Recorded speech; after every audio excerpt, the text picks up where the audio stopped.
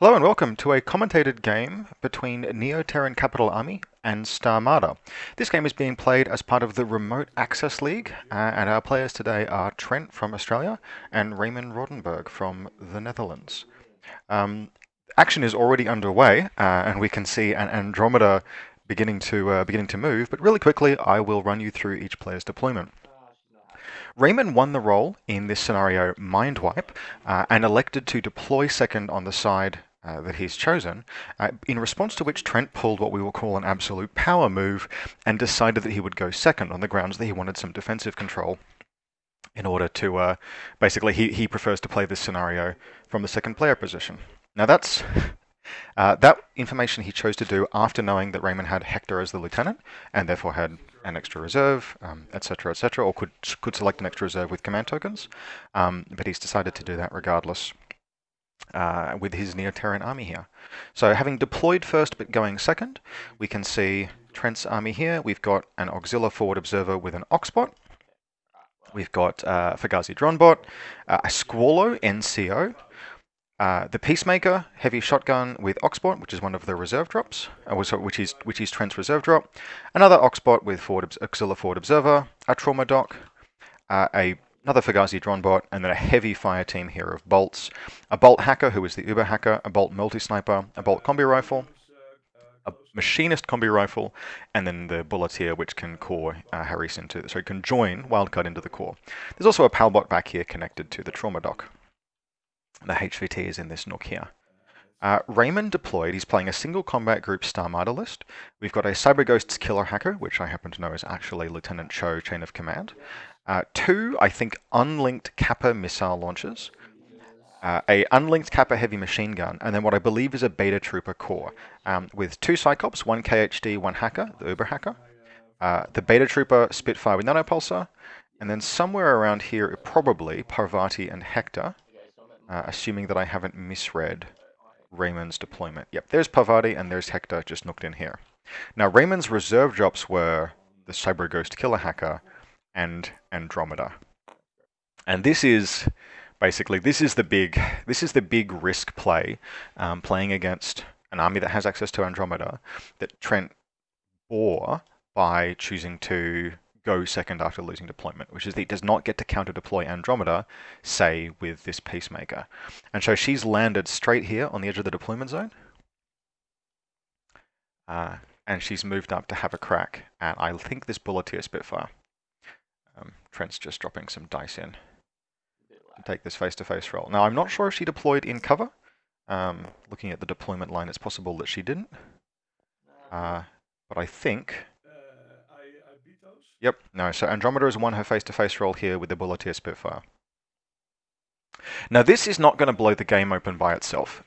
Even if Andromeda is able to really clear out this this corner, this fire team bolt core, Raymond still has to play the scenario to win here. But yeah, it looks like we've had first blood and an easy kill with Andromeda. Moving on in this bolt, she's used guard, she's easily in range. Moving on in this bulletier, rather. She's used guard, she's easily in range. This is just a display of her power. This is not the kind of pace that a core link can easily fight. She'll be able to slice these apart one by one. And she hasn't even gotten spotlight here because, as far as I can tell, because the bolt hacker is in the core and so couldn't attack Andromeda without splitting the core link. Now I'm just looking at other AROs, and there's maybe an Auxilia forward observer line of fire here that I'm not sure if Trent will sort of realize that he's got. But this Fugazi is prone, the Squallow is not in line of fire. So there is a possible Flashbolts ARO against Andromeda with Mimetism as she moves around here. That's possible Trent's kind of missed, or maybe the players have a different sort of perspective to me. But what it really looks like here is we're going to have the power of Andromeda on display. She's moving up now to get line of fire to this bolt. Now this was ultimately avoidable, but kind of was sealed when Trent decided that he honestly wanted second turn despite not having the deployment advantage. If he'd had the deployment advantage, counter-deploying Andromeda with this Peacemaker, which was his reserve drop, putting a heavy shotgun and a flamethrower just on her, pinning her in so that any move she makes gets flamethrowered and shotgunned, goes a really long way towards. She can potentially fight her way out of that, but she has to pass flamethrower saves. So really now at this stage of the game, poor Trent is in a position straight off the bat, first, second order of the turn, where he's got to get lucky to stop this this murder dog from coming in and doing an absolute mischief. I will send in my dog again and close combat you. Now, depending on how Trent's put line of fire here, it's possible he has a shotgun shot. Alright. And again, I'm pretty sure that this this auxiliary could flash pulse, but we'll see. Yep. Yep. Okay. So the bolt is electing to just fire burst 2. Just fire burst 2 with his shotgun, which I honestly don't hate. You've got to triage this pain somehow, and this is maybe incentivizing Andromeda to dodge. This time with a decharge. Yep, so the decharge is going to hit the bolt, and there really was not anything he could do about that. If he was still in the core, then he'd be 22s down to 19s, 2 dice 19s, mimetism as well. He's just unconscious, which is really good. What's the actual math there? He's got marksmanship, but she has mimetism.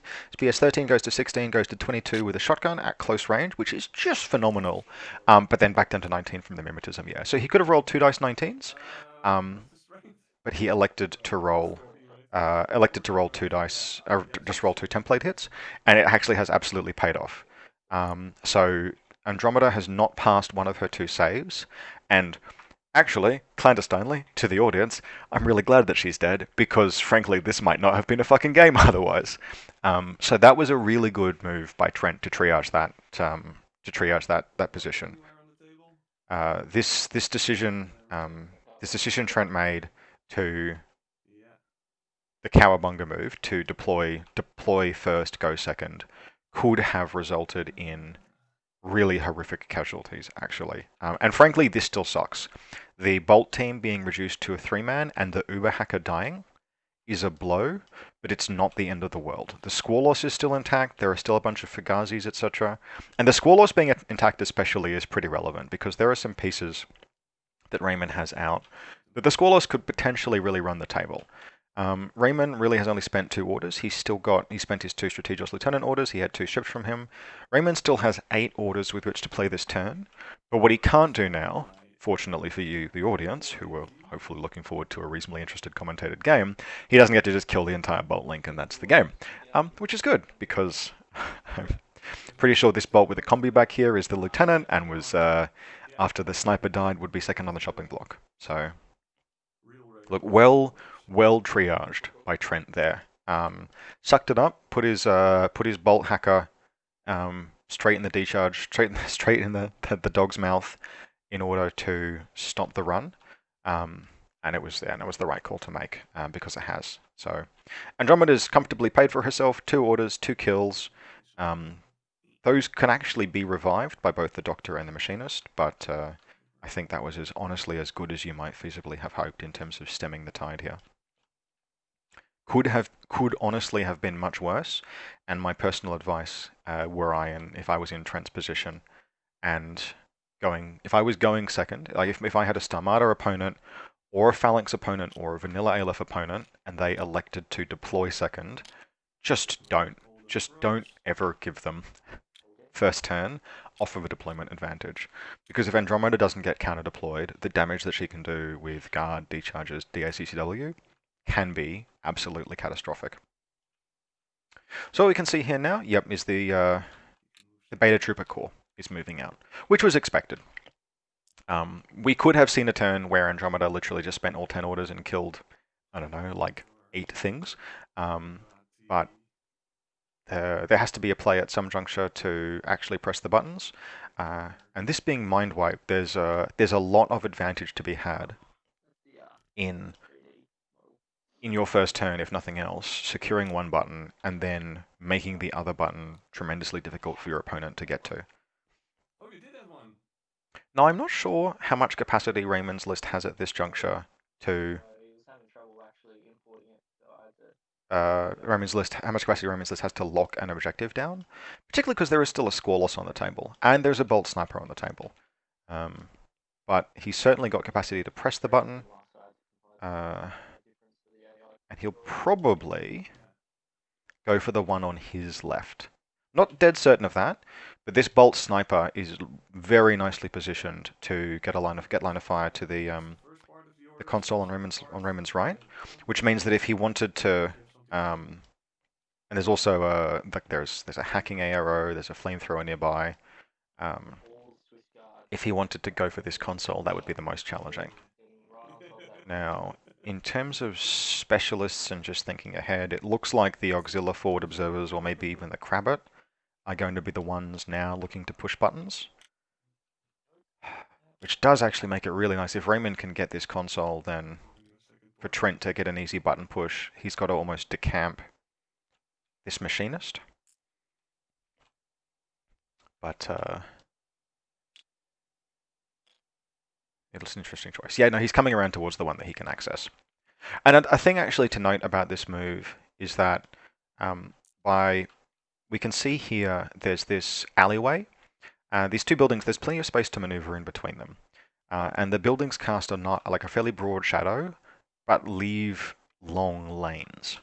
So over here we can see the Squalos has a lane down sort of like in enfilade up the deployment zone, stopping anyone from pushing easily into the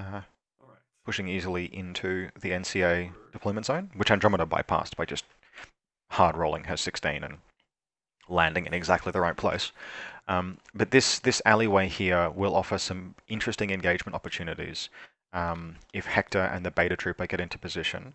And in particular, with the Bolt Sniper now having lost the core link bonuses, there's a good chance that this core link can finish some of what Andromeda started. When you're engaging core links, one of the critical things is just find a way to kill or disconnect one member from the link, because there is a world of difference. Like, this Bolt Sniper is going to be a fearsome ARO piece. Almost sort of no matter what, even if it didn't have a link bonus behind it. The combination of multispectral visor, marksmanship, good ballistic skill, you're never going to have an easy time dislodging this bolt, but you're going to have a much easier time if it is only hitting you on 16s rather than hitting you 2 dice 19s.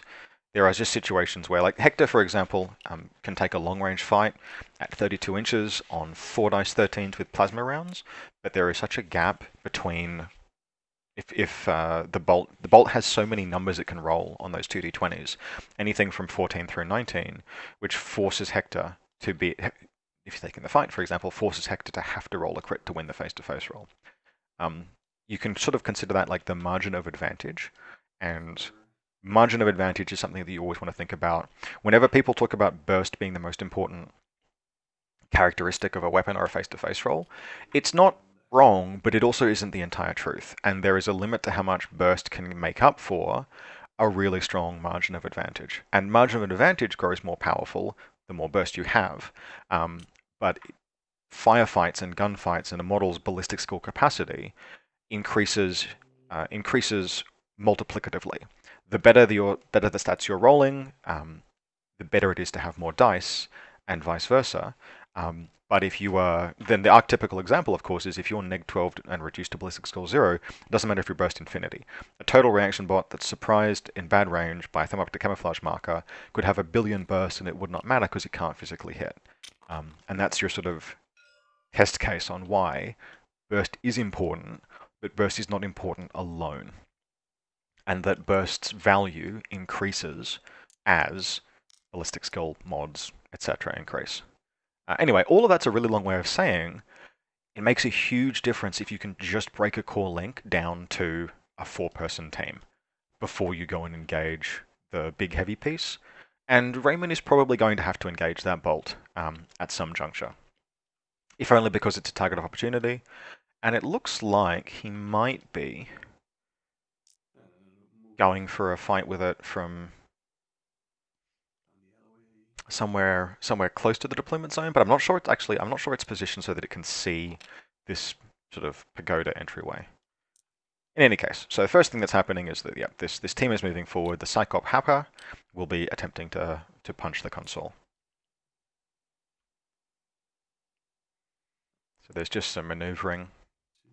link team maneuvering being the perennial challenge, not just in TTS but actually generally. It's very easy to completely savage your own game plan by not being careful with your link movements. The rule of thumb I tend to use, and I'm not a good link player, but the rule of thumb I tend to use is, if in doubt, position every link team member at the conclusion of their movements as if it might be the last order you spend on them. And the reason for that is that you never know exactly what's going to happen, what thermoptic camouflage surprise, what horrific dice roll, etc. might come up that might cause you to have to radically alter your plans in a turn. And if you have just walked your link team forward in a clump, for example, then you're seriously in the shit if you can't activate them anymore. If a Noctifer reveals, etc. Now in this list, I think we can see a full 15 troops. No, actually we can't see a full. We can only see 14 troops on the Neo-Terran side, but we can't see enough SWC. Yeah, we confirmed that there's too much SWC present for there to be a Swiss Guard missile launcher. But there is something missing from the table, assuming that there's a full 15 model army on the NCA side. And so Raymond really needs to position his troops in a way that sort of accounts for that. And a bit of an example here is how this Psychop Killer Hacker, it will almost certainly move again at some point during the turn. But if it doesn't, it's in cover. Likewise here, the Psychop Hacker is moving forward so that maybe in one more order it'll be knocked into this alcove here. Now, again, highly likely that more orders will be spent on these troops during the turn, but just in case they're not, there's a positioning and a plan to get them to safety.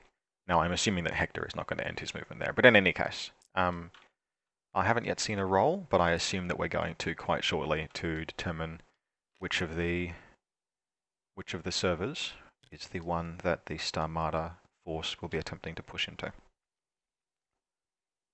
While they're doing that, and while Raymond's positioning, something that's quite interesting is this choice of 3 Kappas that forms the rest of his link, rest of his list rather, after the sort of the standard Andromeda, Hector core link, and Cho, is 2 Kappa missile launchers and a Kappa HMG.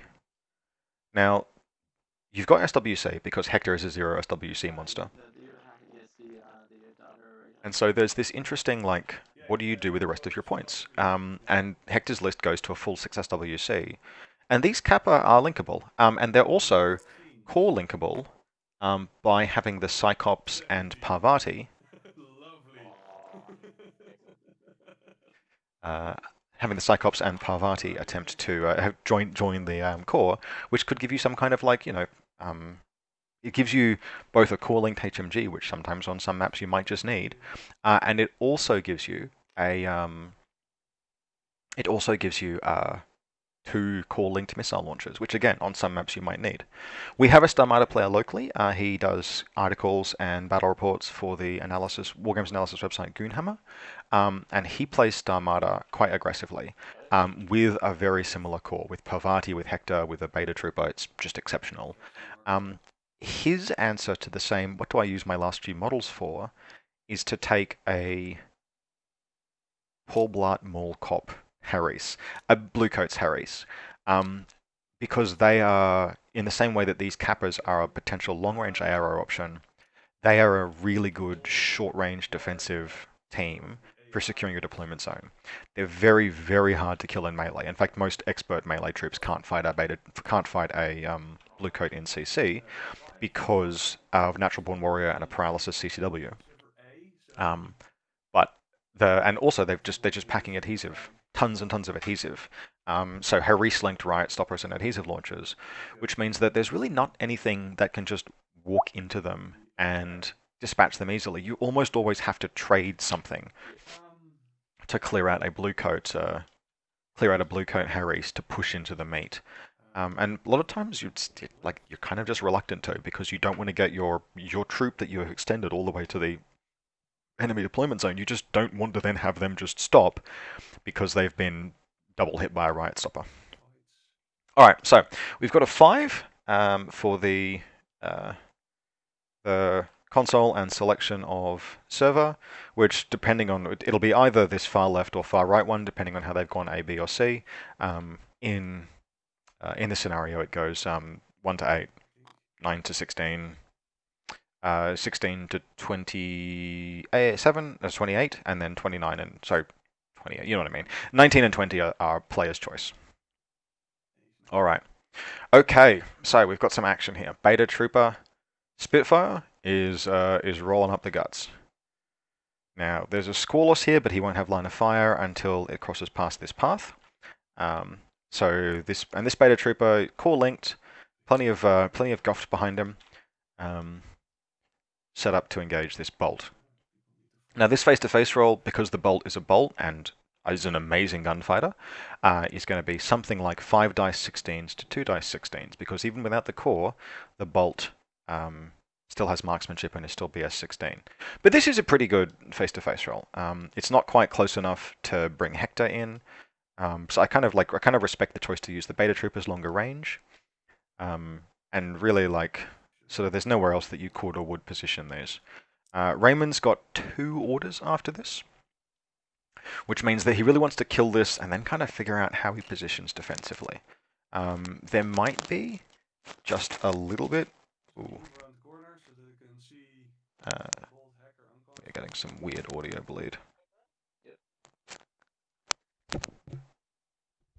Okay. We are. Yep. Anyway, sorry. So we might see the Beta Trooper push, like say, climb to fight this Fugazi just to get 1 extra kill. But I would be surprised if after this order, Raymond continues to attack. Not least because I don't think he can get a kill on this Squalus, and he's surrounded by flamethrowers and shit. What I think he really wants to do at this point is maybe get 1 more kill, like clearing out the bolt, and then pulling these back to as safe a position as he can, which is, with 2 orders, probably in this, there's a nice back alleyway behind this building with the dumpster and his HVT and some other stuff that he could potentially prone up and be kind of hard to easily attack under the cover of the Capo missiles. But he could potentially really push forward, but I'd be surprised to see more than maybe 1 more kill. Maybe this Fugazi drone bot.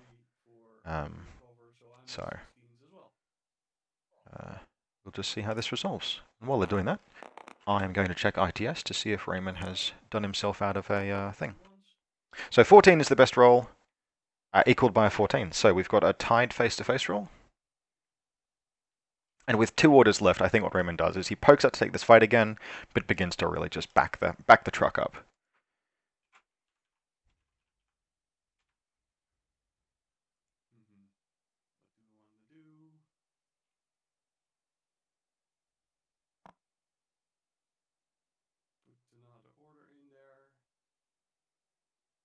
Okay, so I've just confirmed Raymond did do himself out of an order here. He rolled just 1 dice to attempt to activate the console with his Uber hacker. Now he did give himself the bonus, the +3 whip, but failed and rolled a 17. However, in this scenario, it's that you get +3 whip and 2 whip rolls each time you spend a short skill to activate the console. So Raymond could have an extra order here in kind of the same way that I think Trent may have missed this Auxiliary Forward Observer shot on Andromeda, but these things are super easy to miss when you're actually playing. These players are concentrating intensely. I have the advantage of sitting here and being able to watch kind of everything that's happening and not make tactical decisions. So that's sort of the luxury of the commentator. So yeah, I think we'll see here, this sort of last order and a bit. This team probably will pull back, and they are pulling back now, hoping to sort of set up and defend. In terms of pieces that are most important to keep alive, in fact, actually kind of everything in that link is a bit indispensable. The Beta Trooper, because you can't form a link without the Beta Trooper. This is a Beta Trooper core with everything wildcarding in. The Cyclops, because they're the most vulnerable and not particularly resistant to getting absolutely shreked. Parvati, because she's your doctor and your engineer, and Hector, because he's Hector. In case this wasn't sort of aware to people or who aren't familiar with Starmada, Parvati, who wildcards in here, is just an exceptional doctor because she's a doctor 2 wounds, which means that if Hector is in no wounding cap and Parvati repairs him, he goes back up to totally full health. which, if that sounds revolting to you, that is the correct emotional response. She can also heal herself because she is an engineer, and heal the beta trooper because it has structure. Alright, so the Bolt has won the face-to-face roll again, or has won the face-to-face roll with a 15, beating Raymond's 13, and the beta trooper has taken a wound. Now, with one order left on the cards, Reroll the one little hit. 15.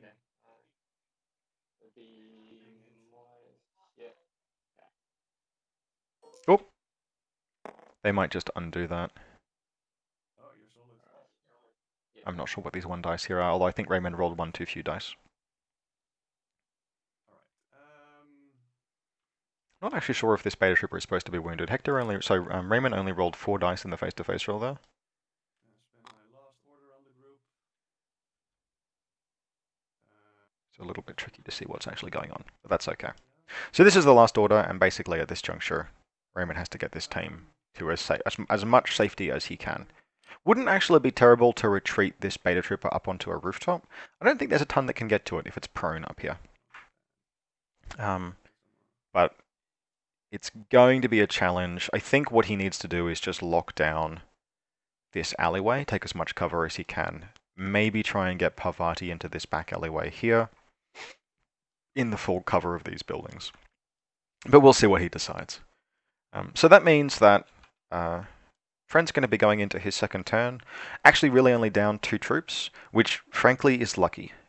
As we mentioned at the beginning of this report, we could very easily have seen a situation where Andromeda literally just cracked open this entire core link and feasted on the gooey insides, because she totally has capacity to do that, at just engaging all of them in close combat using guard one at a time. She got the Bulleteer Spitfire, and she was stopped by the Bolt hacker in exchange for his life. It's well worth noting that the Bolt only had a 25% chance to kill her. She was passing those saves on 11s, and he only forced 2 of them. So Raymond, I think Raymond quite rightly, went for the kill on the grounds that Andromeda had a 75% chance of surviving. And it was unlucky for him that she came up, basically the 2 coins each came up tails, as it were. But we get to actually see a game because of that. Bad luck for Raymond. So there's just some positioning here, things moving up, taking cover, etc. So we'll see. There'll be a damaged core link, but otherwise most of the army is relatively intact. So we can expect to see something like 4 orders in the second combat group, probably going to be spent on the trauma knock, bringing the Uber hacker back. But it's actually an interesting question because Trent's only going to have so many orders, and his specialists aren't high quality. I am interested to see what he does in terms of pressing buttons, because there is nothing but whip 12 as far as the eye can see in his entire army for specialists. So he possibly whip 10 for the squallers. What's a Crabbit? Whip 11. Yeah, so whip 11 and 12 specialists with no bonuses unless this hacker comes back.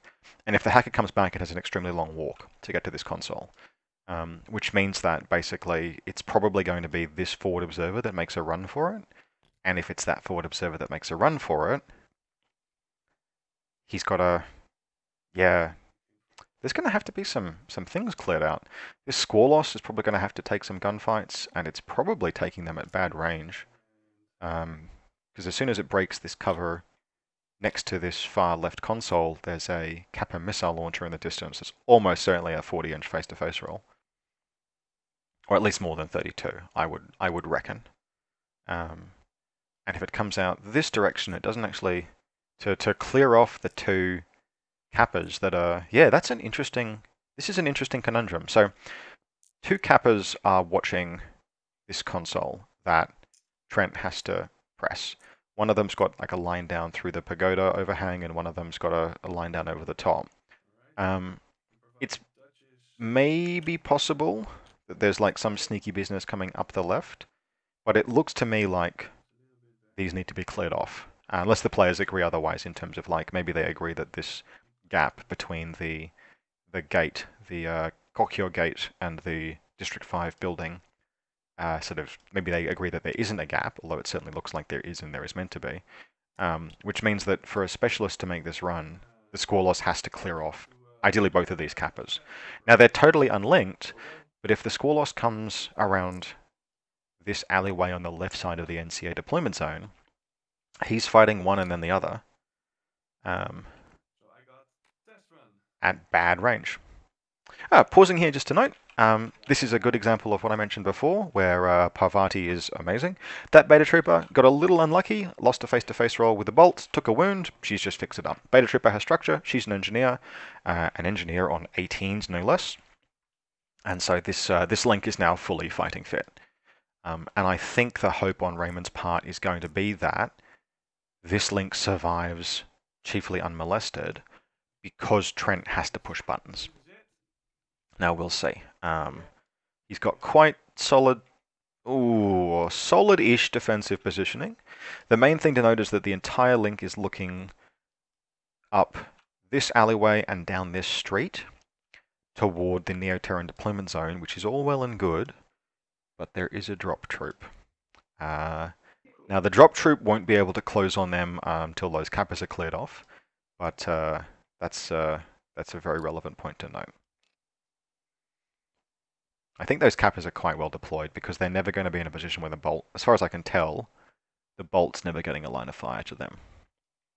Which means it has to be the score loss. And if the score loss is going to do it, I think he has to move pretty far up, actually. I think the path for the score loss is one of two things. Either the score loss comes up this street and hugs through the silhouette, the shadow of this building, takes a fight with the Beta Trooper, tries to force it into cover, but potentially has to take the fight from bad range, like this is not ideal, to come around here and engage the missile launchers. If it engages the missile launchers from the shadow of this building, then it's in a good place, right? Because it's engaging them. It'll be on 12s, but they'll be on 9s. And it can fight them one at a time. And I'm just assuming that that's within 16, at least for the close one. It might be excellent range for the score loss on the far one. But if it just comes up to this console here, firstly, it's probably taking the fight at about 40 inches, and secondly, it's getting this Oxport splashed.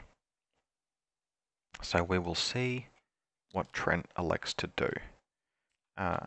This is a cool little thing. Trent has flipped regular orders and replaced them with unconscious for troops that are unconscious. I really like that. That's a really sweet way of tracking what's going on. So we can see Trent's got 7 regular orders in the first group, 3 in the second, and of course tactical awareness and a lieutenant order, which can be spent on the score loss, which is just an amazing profile. It's just so nice. Clocking in at 79 points, which is expensive, but it packs a multi-HMG, a multi-pistol, and the NCO skill. And it's hard to hack, and it's got ECM guided, and of course it's a wonderful, wonderful remote presence tag. So. Alright, so the first thing that's happening is Trent has identified that a missile splash in this location will mess up this Oxbot. Or maybe he's just moving forward to attempt to press the button. Either way, it's a good move, I think, to clear this Auxilia out. Oh, look at that drag physics. This Auxilia is making the beeline for the Kokyo Shrine, which, yeah, is pretty sensible. Now, by my eye, this Kappa can see that Auxilia. Like, it can kind of just see. I wonder if Raymond has noticed. Based on, I think Raymond has noticed. We'll see what happens. Yeah, alright. So yeah, I think although I agree with the principle that you want to get this forward observer forward, I think it's walked through missile launcher line of fire there. That's a pretty clear line to me. So we'll see what happens. It's quite possible that Trent just didn't realize that that troop was deployed as they were, or that there was a gap there. So there might be some conversation between players. If the Auxilia had stayed prone, it would not have helped it. But if it had come out and around, taken a slightly longer route rather than going through this rather than going through this nook under the building, which is the straight line play, it might have been safe. So we'll see. The best face-to-face roll here for the auxiliary is actually probably to forward observe. I think it'd be something like 2 dice on 9s. Or it could crack off the combi, but I think at that range it'd be at -6. What is a forward observer's range bands?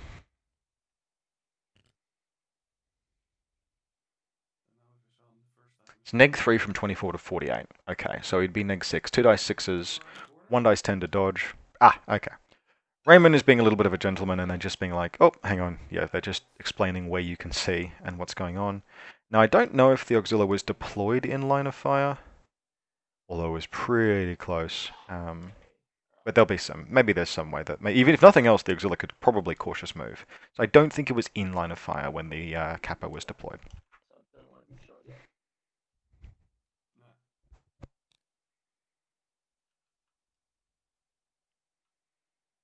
Just while the players are figuring that out, you can do a bit of commentary on the Neo-Terran army, which I think I really like. It got a bit savaged by Andromeda on the first turn, but it's got a fully functional bolt core,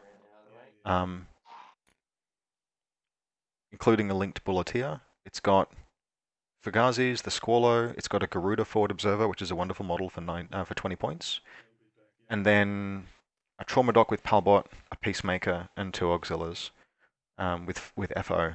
Really, this is wonderfully take all comers. You wouldn't want to play this in, say, Biotech 4. The second combat group would just get shreked. But the rest of the list, in terms of like almost any other scenario, you've got a mix of specialists. You've even got the Bolt is a credible hacker through the Peacemaker, which is really, really nice. The only thing the list doesn't have that is one of sort of like my favorite things around Neoterra is that it doesn't have the Bolt, Engineer, Bulleteer, Harris, which is just a really nice, really, really nice independent little attack squad.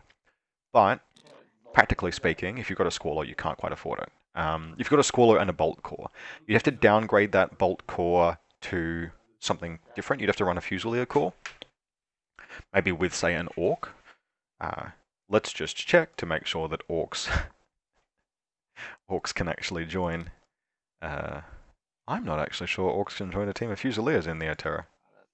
Yes, 2 Orcs can be part of a fire team core of Fusiliers. So if you downgraded the entire Bolt squad to very cheap Fusiliers with like 1 Orc in it, you might be able to fit a Bolt Harris in this list without cutting the Squallow. But you'd almost certainly have to make some sacrifices at some point. So I think this is a really nice. This is a nice list. Yep, Palbot is just moving up. So group 2.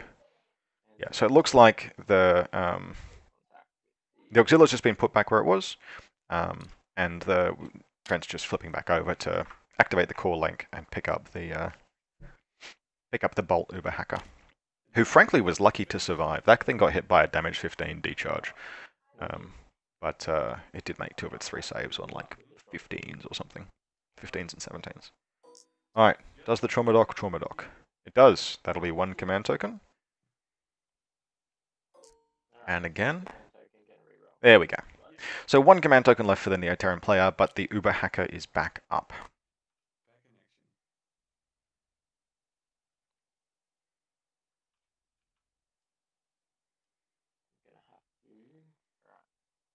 I have no idea what else he spent his command tokens on.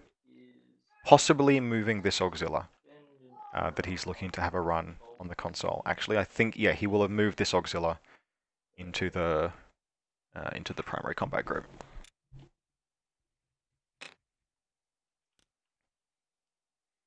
Okay, yep, so the core link is activating now, and it looks like they're going to be pulling back the bulleteer.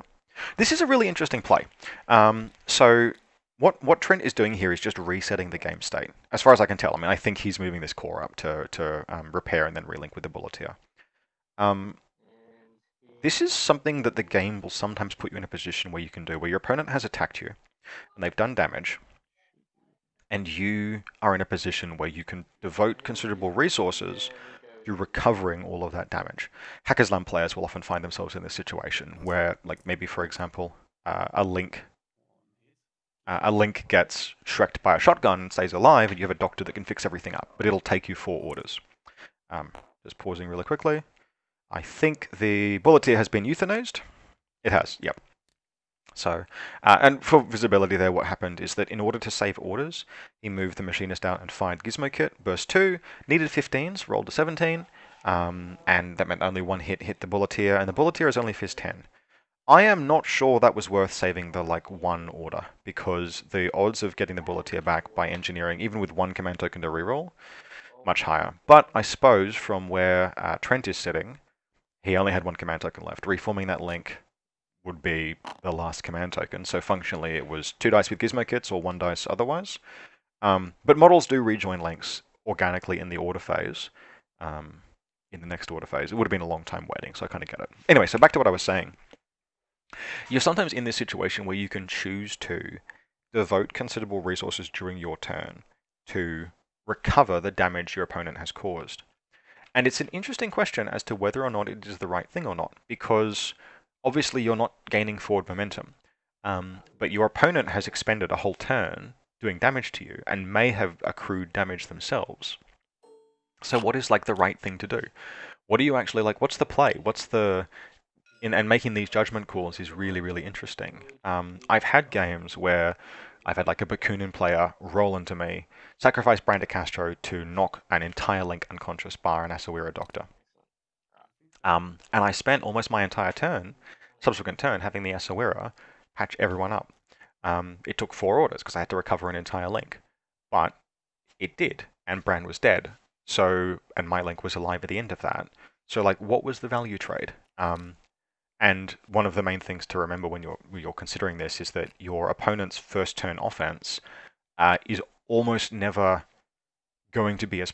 So your opponent's second turn offense will be more dangerous than their first turn offense if you have not done damage to them and if they have teased apart your defenses, because they've made all of their plays in an information vacuum. They've had to figure out what your strong elements are. They've teased out your hidden deployment models. And you've stripped orders from them on that first turn, but you won't on the second turn. So if you just reset status quo and they haven't taken damage, then that's probably bad. But if you reset status quo, you spend your turn healing all of your dudes, and they took damage to get to you, and they haven't pushed their army up to attack you more effectively in their second turn, it's actually kind of a really interesting thing that arises when it's an option. Alright, so Bolt's moving up. And looks like she can get line of fire to 1 of these Kappa missile launchers. Now to do this, she has to break cover. So this is what we will call a ballsy play. But on the other hand, she's got marksmanship herself. So I reckon that's probably about a 40-inch face-to-face. We'll see. It's actually it's a sketchy line of fire. It's the kind of line of fire that you would notice if you didn't replace models with silhouettes. But I think it exists. Now, frankly, I'm not 100% sure we can even put a bolt on this rooftop, but whatever. I know that, yeah, Trent has had to lock the bolt thoroughly in place in order to stop it from falling off. But it's gently sloped. I wouldn't try and put a model up on, say, this very sharp angled rooftop.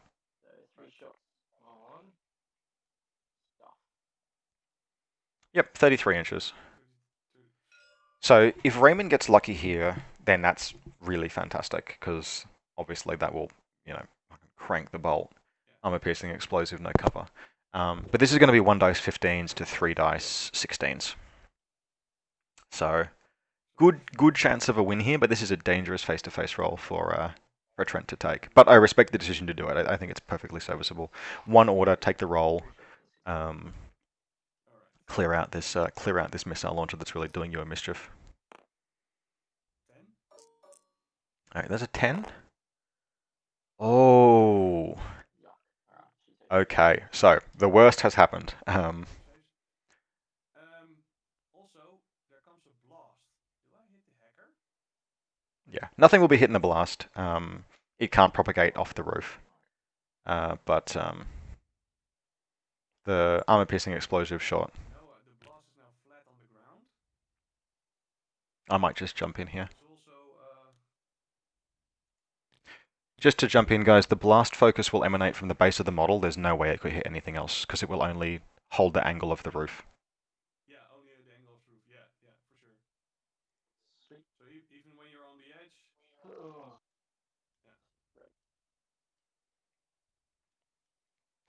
But an armor-piercing explosive round here is almost certainly going to tool this bolt right up. Does it get very lucky? No, it fails all 3 saves. So, breaks the link. There's no command tokens left. This is a really, like, notwithstanding that there was some bad luck by the Neo-Terran player here, that is a fascinating example of how these Kappas, as a replacement for the blue coats in the list I'm more familiar with, can pay off.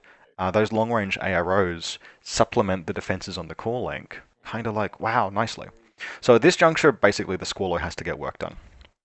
It's got 6 orders that it can spend. It's got Lieutenant Order, Tactical Awareness, and 4 regulars. And I don't think there's any choice it's got but to take a face-to-face roll here and probably get this Oxport killed in a blast. There's a real risk right now of Trent suffering what I would call a Pan-Oceania loss. And a Pano loss is something that occurs when you didn't necessarily do anything wrong, but you did not win face-to-face rolls. And there are some factions that can win a game through bad gunfighting luck, and there are some factions that can't. And Pan-Oceania often just does not have the plan B or plan C for what to do if your gunfighting fails. And it's looking like Pan-Oceanian gunfighting is failing here. Now, I'm saying that while there is a tag on the board. So let's not fucking count those chickens at this particular stage. But yeah, I think at this point Trent has to just bite the bullet and push the tag forward and take some kills.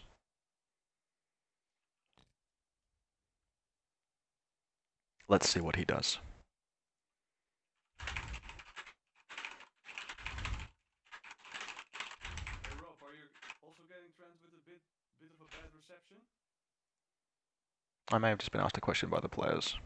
Or is it the distance from the Netherlands to Melbourne? You're coming through just fine. Yeah. And Trent is coming fine? Or? Trent's a little scratchy / crackly, but not terrible. Not terrible. Yeah, I got the same thing.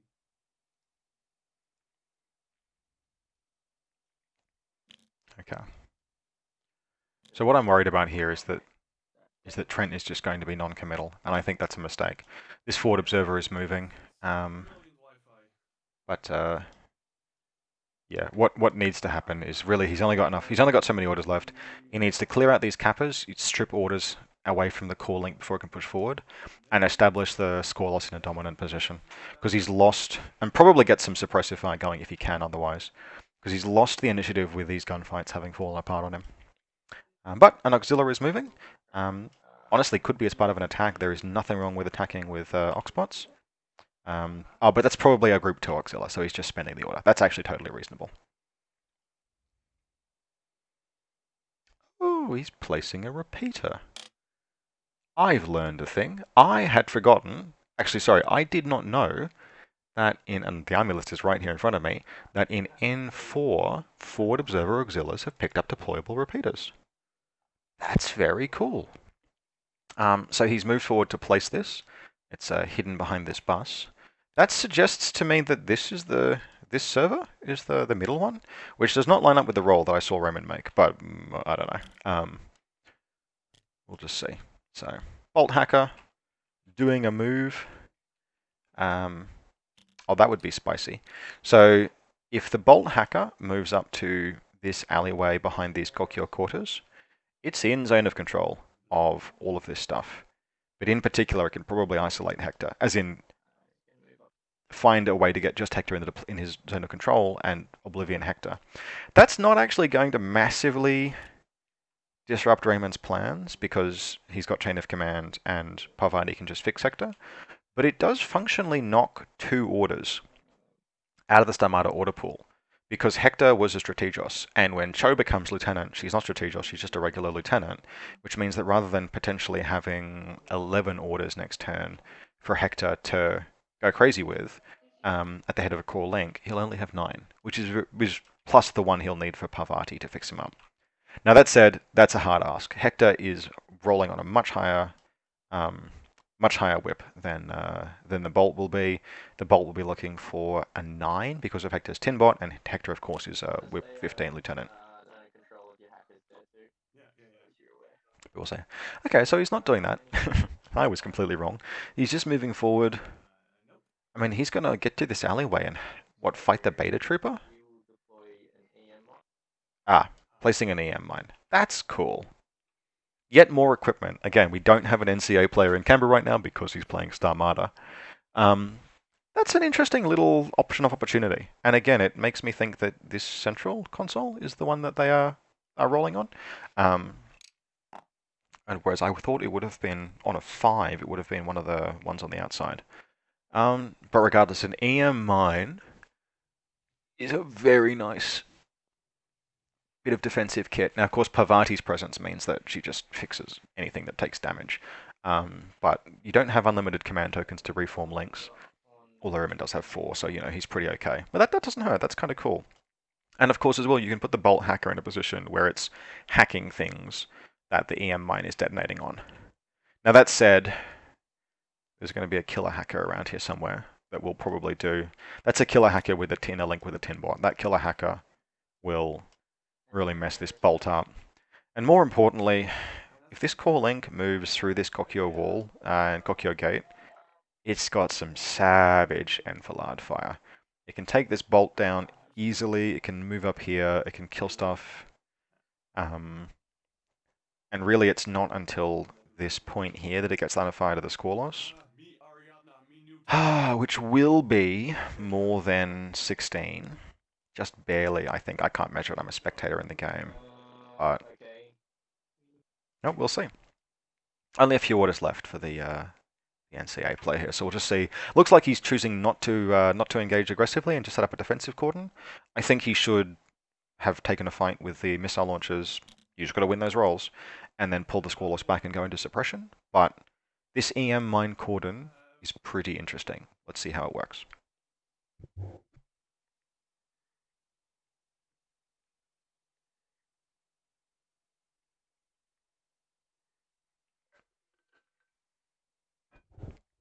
And just as we roll through the last couple of orders here of the Pan-Oceanian turn, it's interesting. I wonder what Raymond is thinking in terms of how he wants to play out his turn, because he could attack up either of these 2 diagonal paths. That's one of the things this map does, is it's got some really nice diagonal lines that can be both used as choke points to control the board and also used as attack paths with nice shadow zones.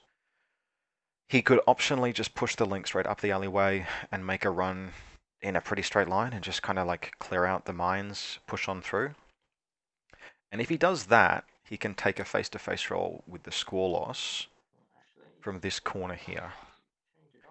Now that's potentially game-winning, actually, because that looks like about 9-10 inches, at which point, at that range, versus the score loss, unless Hector is very unlucky, I mean very unlucky, Hector will obliterate the score loss in a couple of orders, or force the score loss to guts back into total cover, which will leave the objective totally free and clear, and frankly the score loss not really able to escape. And if the score loss goes down, along with any other casualties, I think the turn Trent will have to play subsequently is savagely difficult. Alright, so we will pause the recording briefly and come back at the beginning of the next Starmada turn. We're just closing out the NCA turn now, and it looks like the tag is just going to be using its NCO order and its tactical awareness order. Looks like there's 1 regular order left in Group 2 with the various peripheral troops, but I thought that had been used, so maybe he just forgotten to mark it. I wouldn't be surprised to see suppressive fire on the score loss here. It's pretty obvious, at least to me, that the Bolt Combi is the lieutenant, so... Alright, yeah, so what's the score loss? The score loss looks like it's going to be moving up to this position. Somewhere to blat into suppressive. It's got 10 inches of movement. Things are actually pretty congested, and you can't fit it, as far as I can tell, under this overhang. But he could put it, say, behind these yellow Kokyo quarters, and chuck it into suppressive. And if he does that, that's actually pretty nice range bands. The beta trooper could potentially engage it, maybe something like that. But also, it's potentially he might just be positioning it a little more aggressively to see a little more. Either way, I expect to see a suppressive fire. They're not taking a face-to-face roll, are they? There's no line there. That's not a line to the beta trooper, Trent. That's not line of fire, Trent. Not in a million years.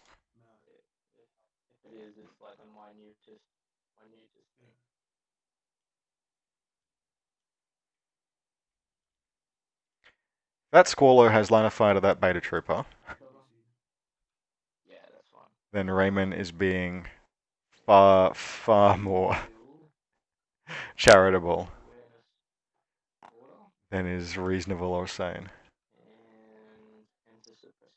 Yeah, okay. It looks like no line of fire. The players have looked and seen.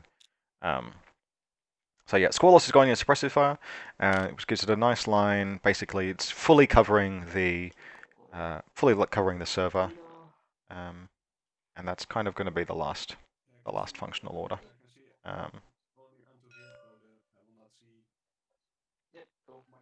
So there's been no attempt to Oblivion Hector, which is pretty reasonable. But it would have been interesting, but it also was a very low odds play. So the Starmada list is going to go into its second turn with more orders than it had in its first. And we will see in a moment what goes on. 9 orders and 2 lieutenant orders that I can use as regular. Roman's just doing his order count, confirming that we've got 11 orders. And then a regular order sitting here. Is there something with tactical awareness? Oh, no, of course, it's the Uber hacker.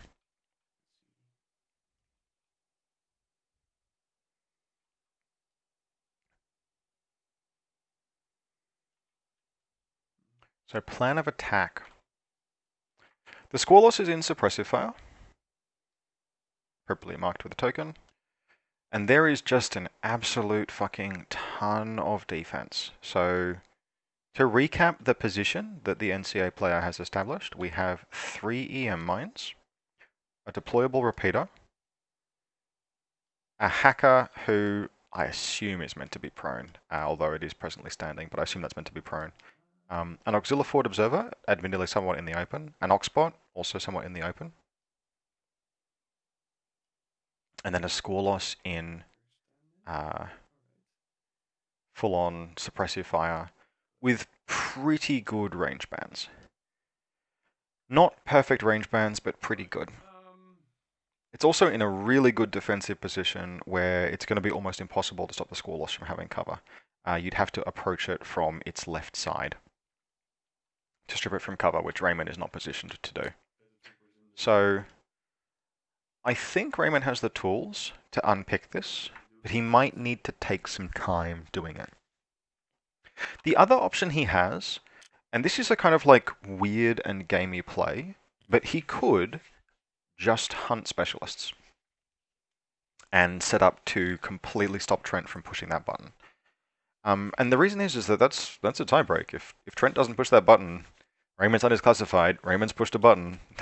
The game is ending at that point. If the game ends in that status quo, then what'll the points be?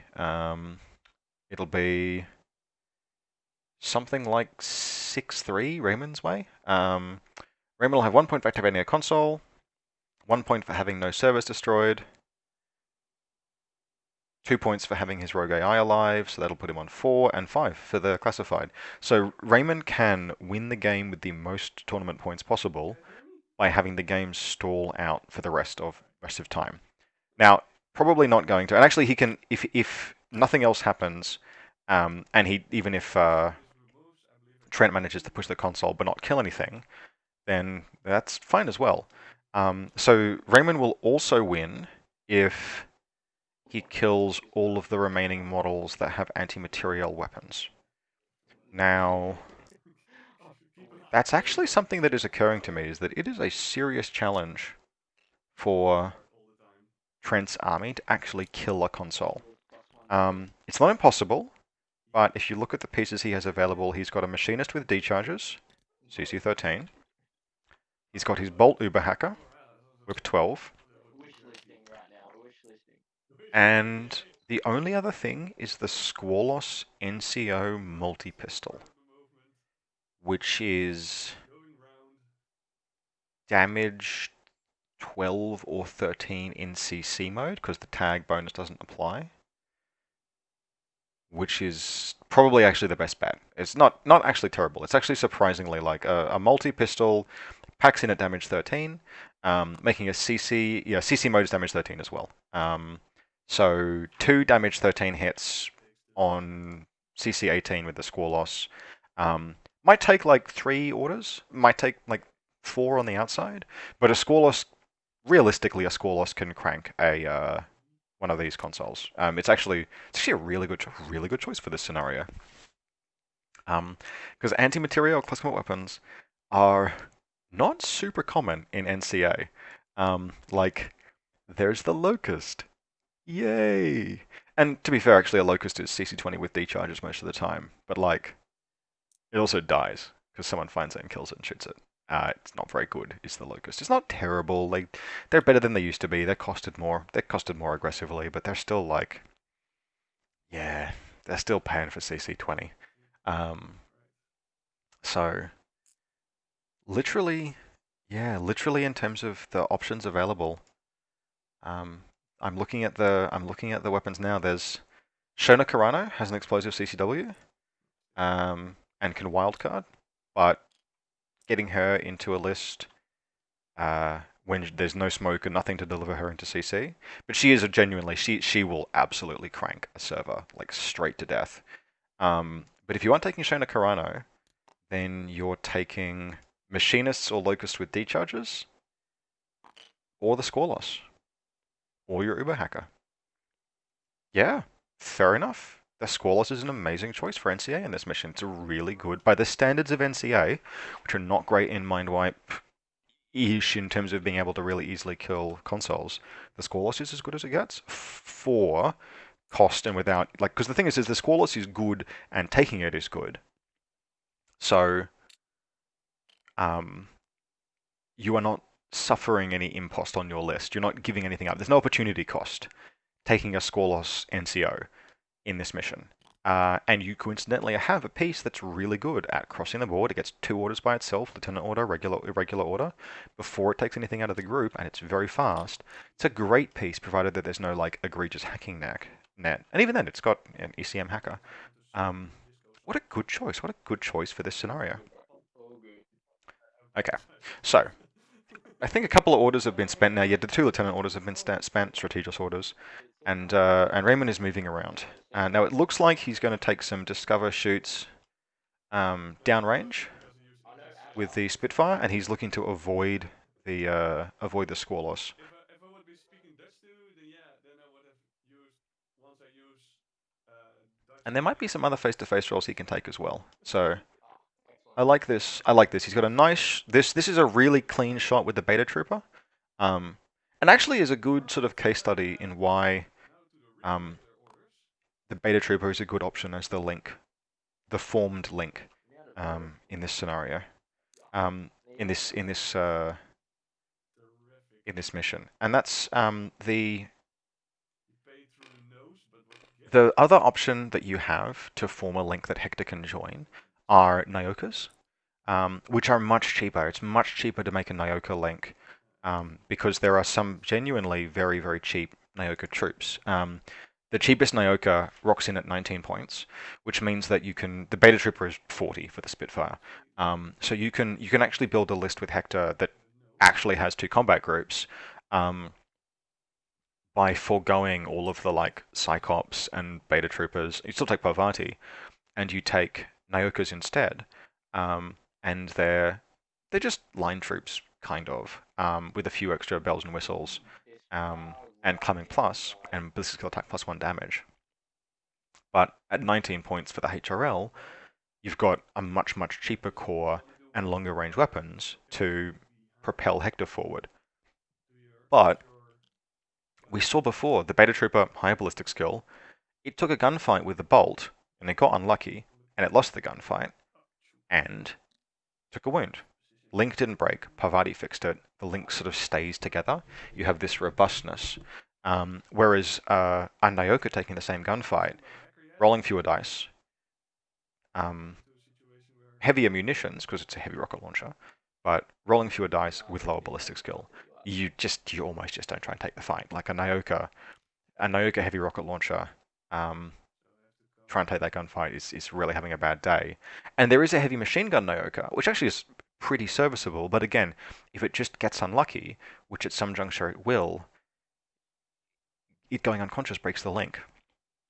And the link breaking is shit. It's really bad because yes, you can fix them up and you can bring them back, but you can't do that many times. And sooner or later, even with 15, Parvati will fail a doctor roll. So you just have yourself in this situation where you run out of command tokens, and it's this really like this real inefficiency. Whereas with the Beta Trooper, Parvati struts her stuff. So I mean, I personally like having more combat groups. I think having the Nyokas as an alternative, even possibly the HMG Nyoka, is an attractive alternative. But the Beta Trooper is a very solid option, for complementing Hector. Even if obviously the Nyoka's heavy machine gun complements Hector's range bands better, the Beta Trooper just is so tough. It's just with remote presence and its structure and its more armor and its mimetism, which obviously the Bolt ignores, but the MSV1 Sniper Bolt ignores, but like mimetism especially, just makes the Beta Trooper a better platform. The Nyokas are better link fillers if all you're doing is making Hector strong, but in a 5-person link, you're not just making Hector strong. If you wanted, like Hector is strong by himself, you could run Hector solo. You don't have to call link Hector. But in Starmada, you may as well. So yeah, we've got a downrange face-to-face roll here, and it looks like he's teeing up on that bolt. This might be more than 24. I'm actually probably not, but it's going to be close.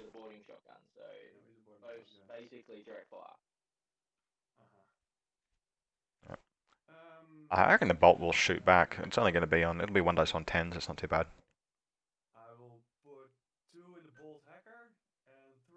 No, mimetism. 1 dice on 7s.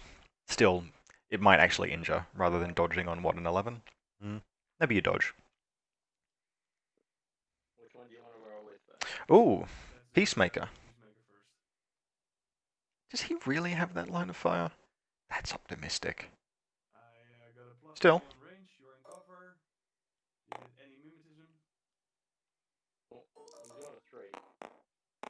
I don't think the Peacemaker has mimetism.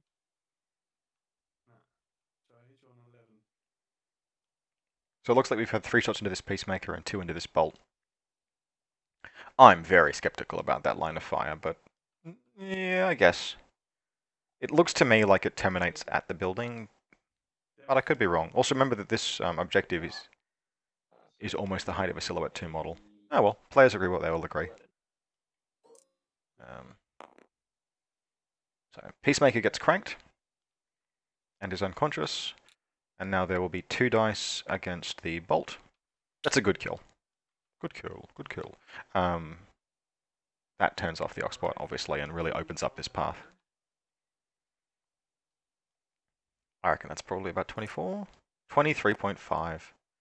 The bolt does not accomplish anything, and gets blatted twice by a Spitfire. Bolt's decent armor, 2, I think. Bolt's armor 2. So there's a chance he'll survive this, and there's a doctor right next to him. Do you hear my neighbors drilling? A little bit. When you're going up against bolts, don't factor in cover. You don't get it. Yeah. But still have to mimetism, but... Alright. So let's see if this bolt survives. So 2 saves. 2 armor rolls. No. He's unconscious, but not dead.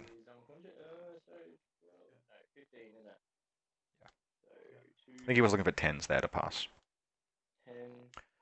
2 kills in 1 turn, that's pretty good. 2 kills in 1 order, rather. So Raymond after this, yeah. I am going to be very interested to see what Raymond does in terms of the attack. because this path is now relatively open. And so, as we mentioned, I think he can do. I think he can honestly do enough damage. He can play because he chose to spend orders and get this button press on the first turn. If he is so inclined, he can now play this like Annihilation. He's done his classified. Trent hasn't. Where is Raymond's HVT? Ah, it's in here. So actually, that's a fairly easy HVT to secure. Any model hanging out on this road or in this alley can secure that HVT. But I think there's a path across this roof. I mean, there's just there's just nothing. There's just mines. Don't go anywhere near them. And if he pushes up here, kill this Oxbot, kill this Fugazi. And at that juncture, he has to take a fight against the Squall at close range. Dodge, little Oxbot. And yeah, I mean, Hector can at some juncture, like Hector could move around to behind this wall, move dodge, just, what's Hector's dodge move? 3 inches? No, Hector dodges 4 inches. So Hector could move to here, and then declare a dodge, jump 4 inches up and over, because he should be tall enough to go over this this console. 4 inches around, and then just straight into CC with a Squall loss. Now, being in suppressive fire offers a little bit of defense. It'll keep Hector's CC at, it'll be 1 dice 24 to 3 dice 12s, which is a very tieable like face-to-face roll. But then once Hector is in CC, that's fucking it for the Squall loss. you are done diddly done for. And like this path into the Pano deployment zone is very, very defensible, but he's picking apart the defenses. The pieces are beginning to fall. I think this Oxbot is maybe not ideally positioned, although of course it was deployed alongside the Auxilla. You can get a great like flamethrower positioning if you just nook in like this under this overhang. You can position yourself so that no one can see you without getting flamethrowered. But to do that, you do need to have like the Oxbot hanging out, the Auxilla like hanging out next to it, prone. So sort of like fair cop for wanting to spread your troops out. So yeah, team is moving forward. And they're well fueled. I think we'll see a gunfight with this Fugazi. And then probably the Oxbot getting killed. And at that juncture, he actually, if he wanted to, he could also come all the way up here, kill this Auxilla, and then catch the Squall loss out of cover with Hector. Now, what would that gunfight be? That'll be Hector 4 dice 16 versus the Squall loss 3 dice 12s, which with hit mode Plasma will crank the Squall loss pretty fucking fast. I think I prefer the close combat engagement, tentatively, because it's decisive. Once you engage a Squall loss in close combat, Hector has the day unless the damn thing crits him like 3 times. So, but yeah, moving up.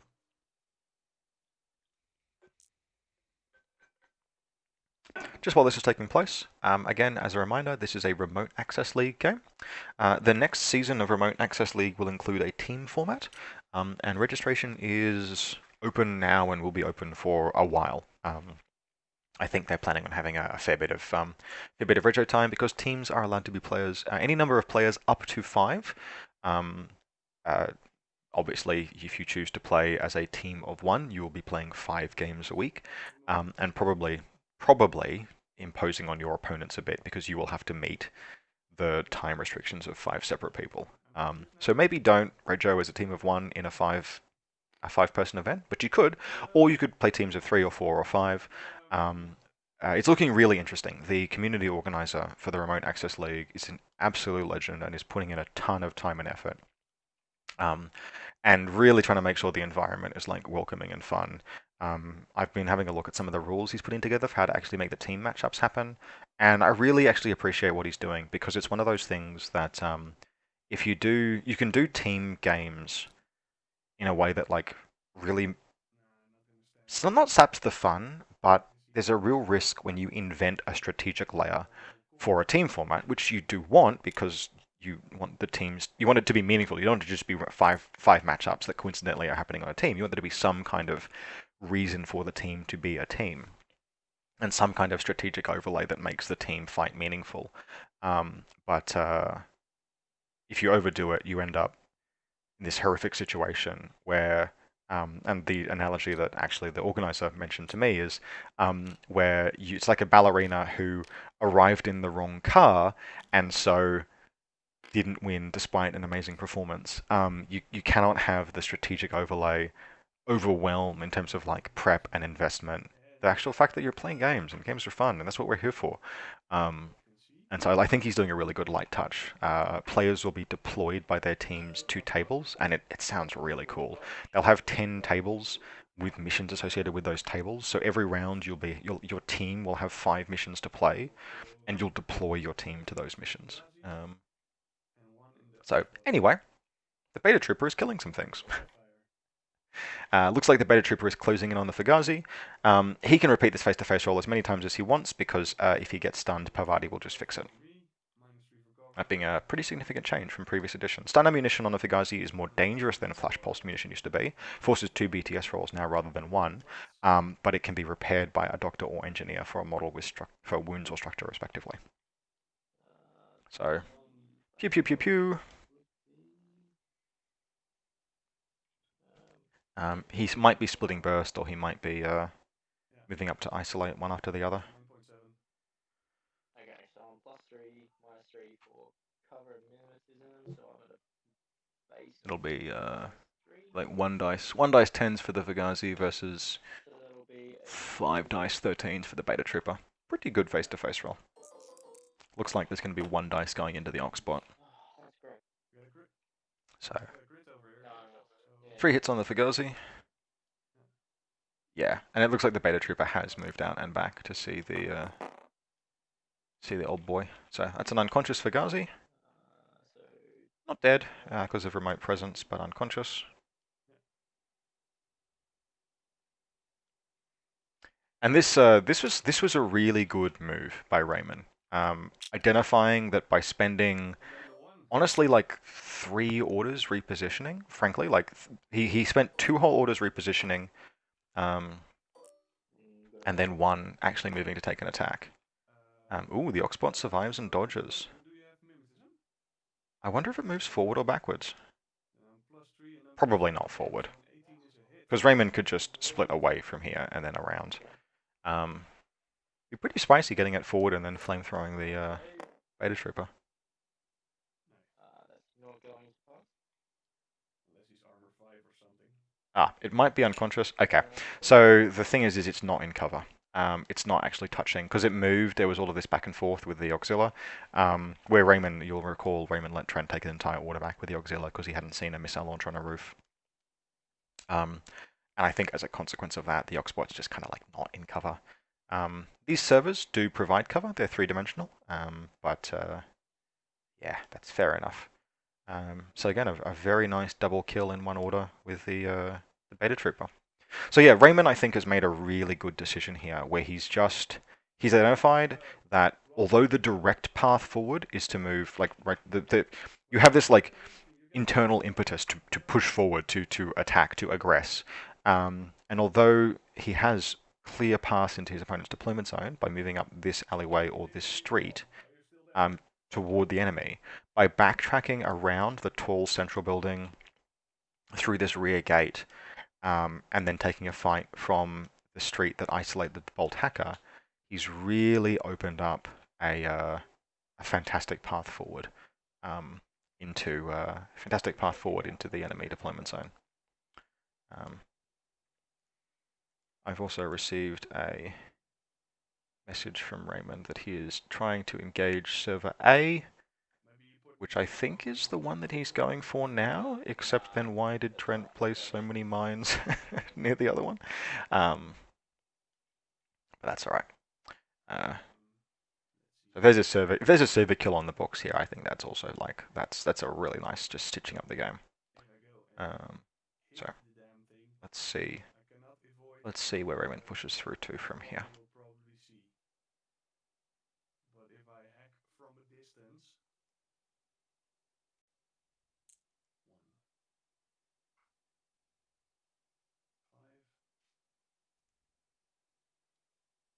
Just moving forward towards the objective. And nobody else can see. So she's behind him. Because she can also go 6. This is a nice safe movement. The Squalos will be able to see 3. like down over this planter bed, but there will be a line that this team can move forward. I think one of the few disadvantages, quote unquote, of this team is that we're really seeing the faster the 6-2 move troops really outstrip Hector and the Cyclops, but ultimately it's a recoverable position very, very easily.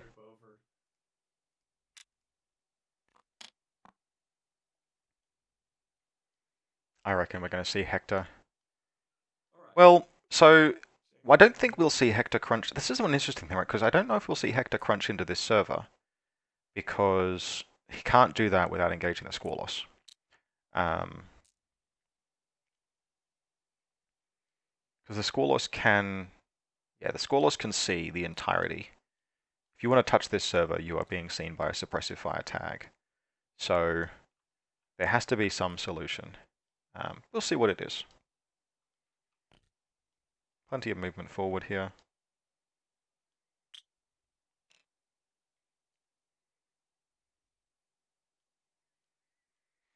We might see a Mindwipe program attempt. Would be pretty spiffy. Yep. So the team just quite nicely staying out of this Squalos' line of fire. It gives no bonuses, and I will jump out of my link team and start doing stuff. So there's probably some consideration around the tactical. It's not a tactical awareness order. The Uber hacker order cannot be used to activate a link. So let's be really damn sure. Fire team bonuses.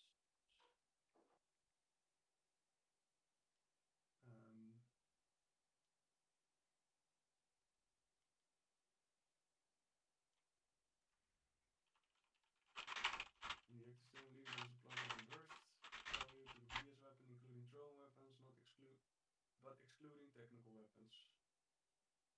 So, I cannot see who the link leader is. It looks like the beta trooper right now. But I wouldn't be surprised if the beta trooper, so if the Psychop hacker, probably isn't within 8 inches just yet, becomes the link leader for an order or two, just to get damage onto the server. And with like 2 hits, you can kind of kill it. So we'll see. So it looks like the Uber hacker is going to spend the irregular order, which will it doesn't actually break the link, but it breaks it out of the link. Although it looks like Raymond will he's got 4 command tokens, he'll just reform it whenever he wants to. And move forward. So it looks like we're going to have an Uber hacker attempt on the server. And then we will see, basically. Raymond should have plenty of orders left. That's a crit, actually, no less, which is nice. So could potentially bring the server all the way to destroyed in 1 order. But Raymond can force through this with a few orders, and then ideally he wants to kill the Squalos. Really, really wants to kill the Squalos. May not be able to. Oh, actually, I take that back. I think he wants to possess the Squalos. Oh, I just noticed there are no command tokens left in NCA. So if this beta trooper, the Psychop rather, if the Psychop hacker just keeps moving forward, I mean, at minimum he can force a reset. But if he possesses the Squalos, that's the game. That's just the game.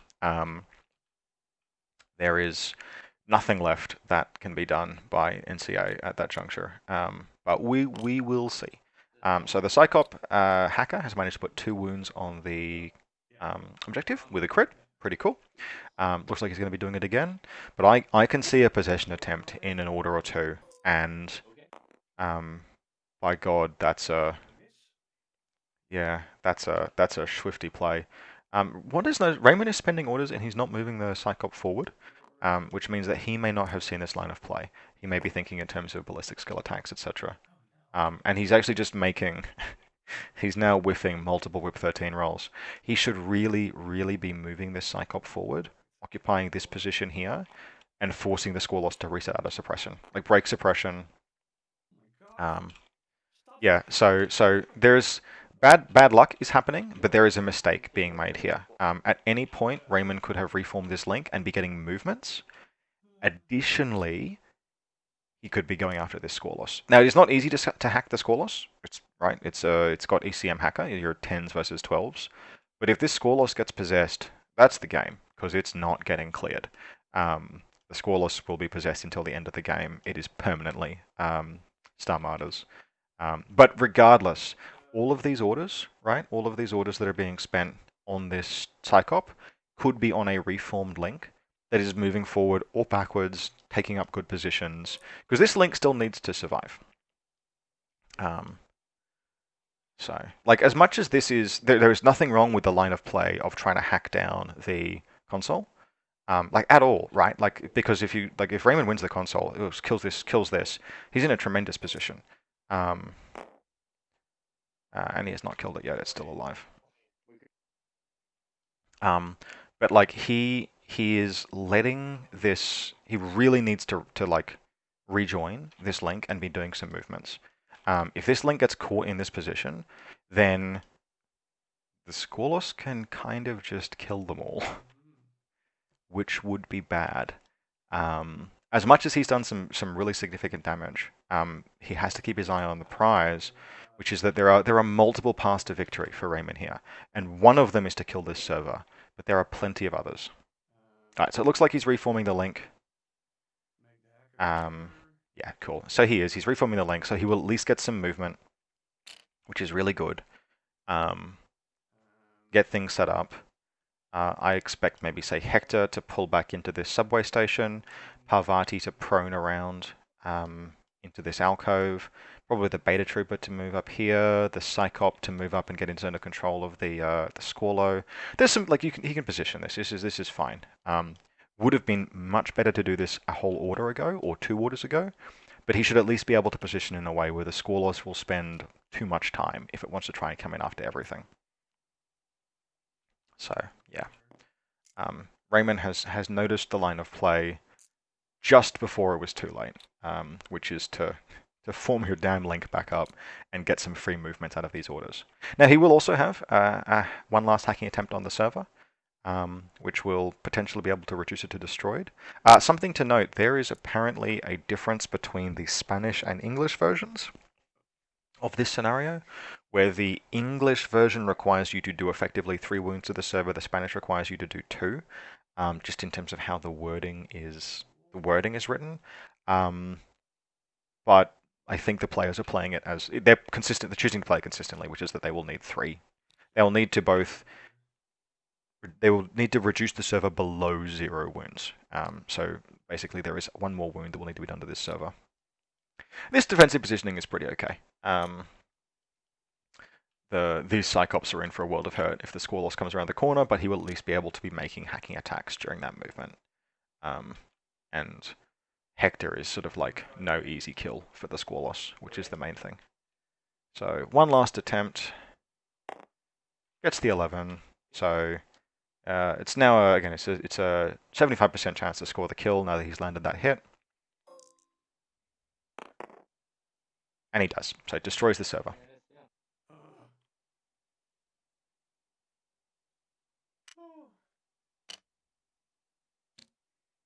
At the 11th, the players will now just reset the game very slightly as someone accidentally unlocked the entire table. All right, we've gone back in time.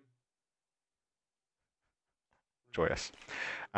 So that could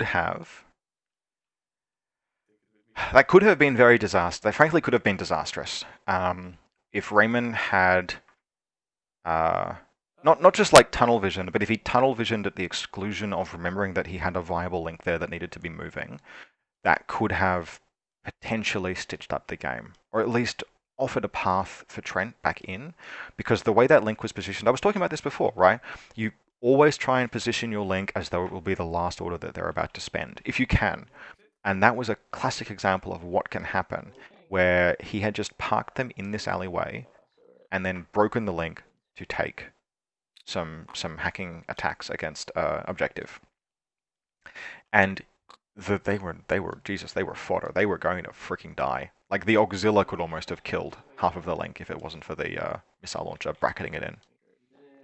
So fortunately, in the last order, Raymond caught the vulnerability, and also now, of course, this hacker is in a position where if this score loss activates. So I'm going to say I think this is a very good position for Starmada. There's almost no damage that that Trent can inflict. I think this turn that will critically destroy Raymond's capacity to lock him out of the game. Then the main thing is that there's an ongoing fight. Trent still has a tag. That's excellent. There's some bolts hanging around.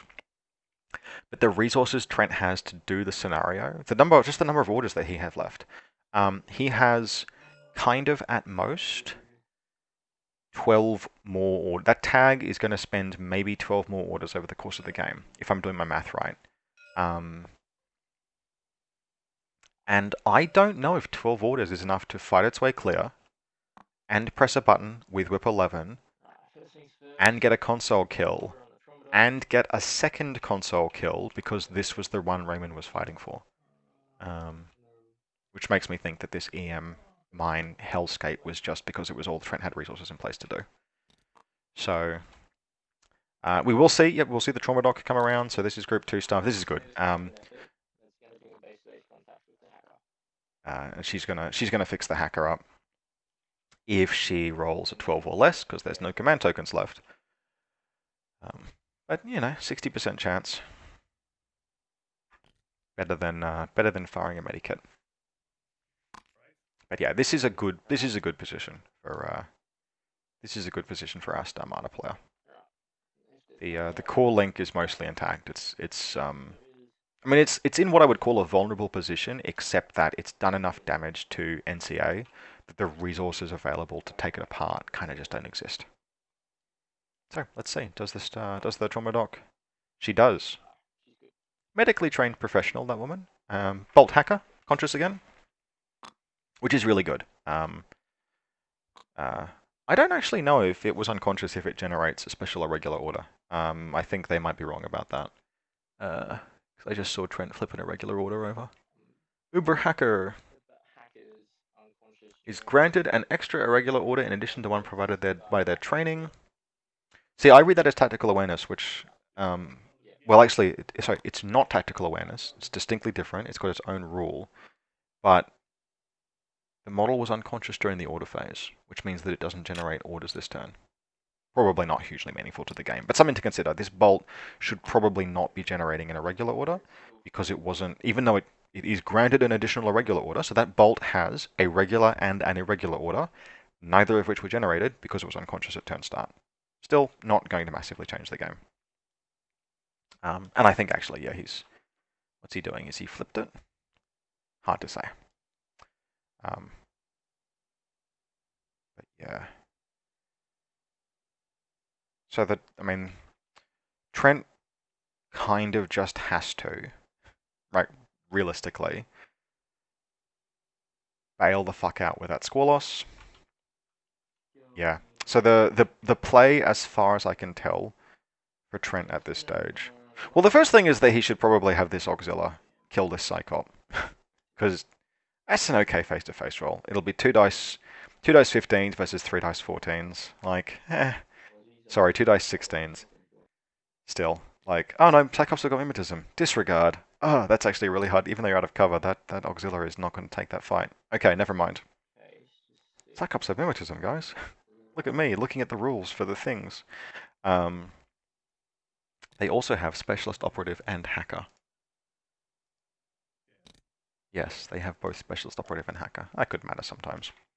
So I think, honestly, the play he has to make is just get the score loss the fuck away from this Hacker. He has to just break it away, end its movement so that it's out of line of fire of this Bolt Hacker, so that if it gets possessed, he can try and possess it back. Repossess it, if you will. But he has to just clear out, because it's this path up here. Kill these and press the button, because he's not going to win fighting this link will take too many orders and cost too much and probably not ultimately succeed. And in the process of so doing, he's just gonna cause himself pain. Among other things, look, I can see here. So like, it looks like this auxiliary is moving back through the aux spot, but there's no way the auxiliary can get through this space. This Squallos is fully occupying things. Might be just to place a repeater. There's no killer hacker, and that's actually kind of a naff fight between the Psychop hacker. Still, could be worse. Psychop hacker is the link leader. Oblivion it will break the link, make it much easier to take this fight. So I don't hate the idea of laying this repeater and then using the repeater to fight the Psychop. I also don't love it. I think decisive, bold action, which means wearing some fucking risk, is necessary for Trent here. Because what is great is like if attacking with this auxiliary and this oxbot and just running the flamethrower into this link. Oh, magnificent! But he cannot do that with the Squallos where it is because he can't get through it.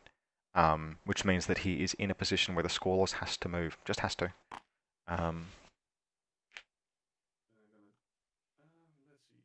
So there's going to be like an unopposed spotlight. Yeah, blah blah blah. This will happen. So it looks like he's going to try and use his bolt hacker to obliviate the Psychop. Much good may it do him. Yep, the repeater is down, which is nice. Now it's worth noting that, of course, the Psychop hacker has a firewall because it's in a link with Hector. But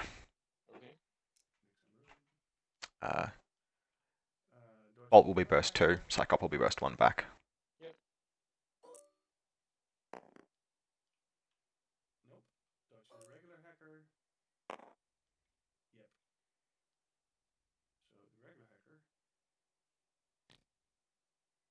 That's cute. So Raymond has elected to dodge rather than spotlight the auxiliary. I quite like that. Now I don't think it's gotten him out of this repeater area, which is probably what he should have done. But that's spicy. And actually, always remember that if you've got someone coming up that is either a repeater themselves or about to place one, that you might just be able to zone of control clear and get yourself to safety on that order when they place the deployable, or in instance, just a repeater that's moving into zone of control of you. I certainly have had at least one game where I thought I was bringing a Vostok up to extend a repeater area onto an enemy killer hacker, and it was a Nahab, and it just dodged 4 inches away from me, and I was a very sad boy.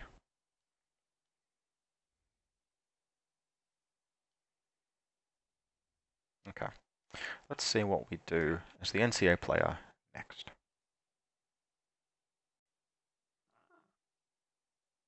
Ah, this is interesting. So, the Garuda is making an appearance. I am very skeptical of that that walk-on location. Okay, cool. He's just bringing it on there. I don't think this is going to save him, to be honest. But it's not the worst thing in the world. So I think you should remember this beta trooper is standing up. He needs to basically come on here. And this is a Garuda forward observer with a combi rifle. Lovely model for 20 points. It is, I think, honestly one of the best flipping drop troops in the game. It is rolling in with BS12, Mimetism, Whip 13, Armor 0, but what can you do? With a combi rifle and a flash pulse for 20 points. Just an absolutely tremendous bit of loadout. Like would make a French parachutist blush. It's so cost effective. And Mimetism, frankly, gives it an opportunity. He almost could have, in retrospect. And I honestly don't hate this, just in terms of like score equalization. Just straight up dropped it. Like dropped it behind this yellow city car, and then moved around to fight the flipping the Kappas, and just kill them. But I suspect, yeah, he's cognizant he only has so many orders, and that this link is a real challenge. In terms of where he might have come on, yeah, so he's chosen to come on here, which will get him line of fire to this Psychop first. That's pretty good. Actually, that's a nice face-to-face roll. It's in the open. It'll be 3 dice 12s to 2 dice 13s, so like by no means a sure thing. But in terms of like that is the Psychop KHD, and then he can fight the Psychop Hacker next. This is not bad. This is a nice stretch apart. So I think this is a really good move. Now, this is not an ideal face-to-face roll. It's functionally 3 dice to 2, but in terms of it's a resource that he has that otherwise would be wasted. Yeah, and he's correctly identified 3 on 12s to 2 on 13s. So I'd like to see this go the Garuda's way, because this is a really good resource being like a resource that otherwise would not have been used being deployed very effectively. Alright, so 10s cancel. Not the worst. I think they're just going to do that again.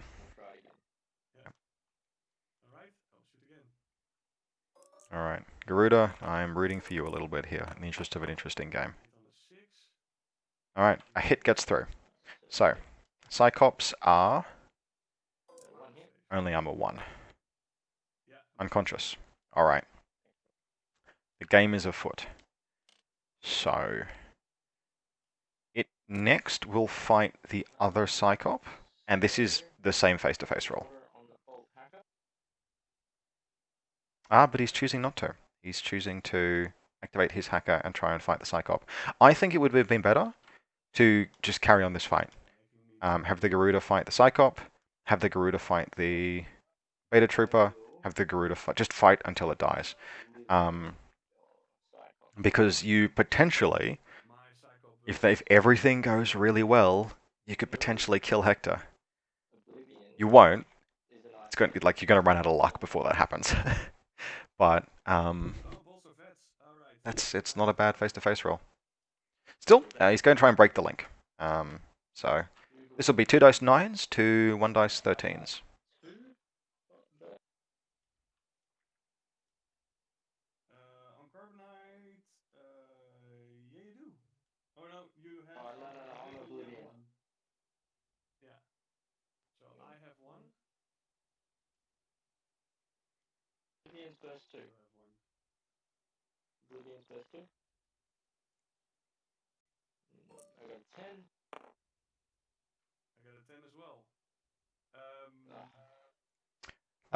Trent, just making sure. You need 9s there, right?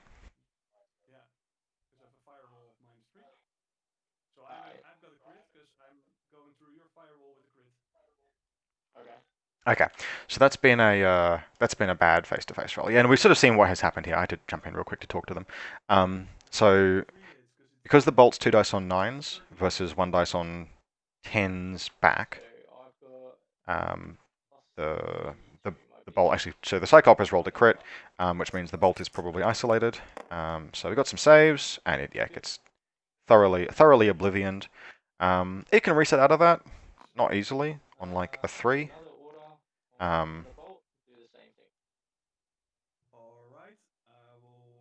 Oh, okay. So from this I deduced that Ryan okay. So, no,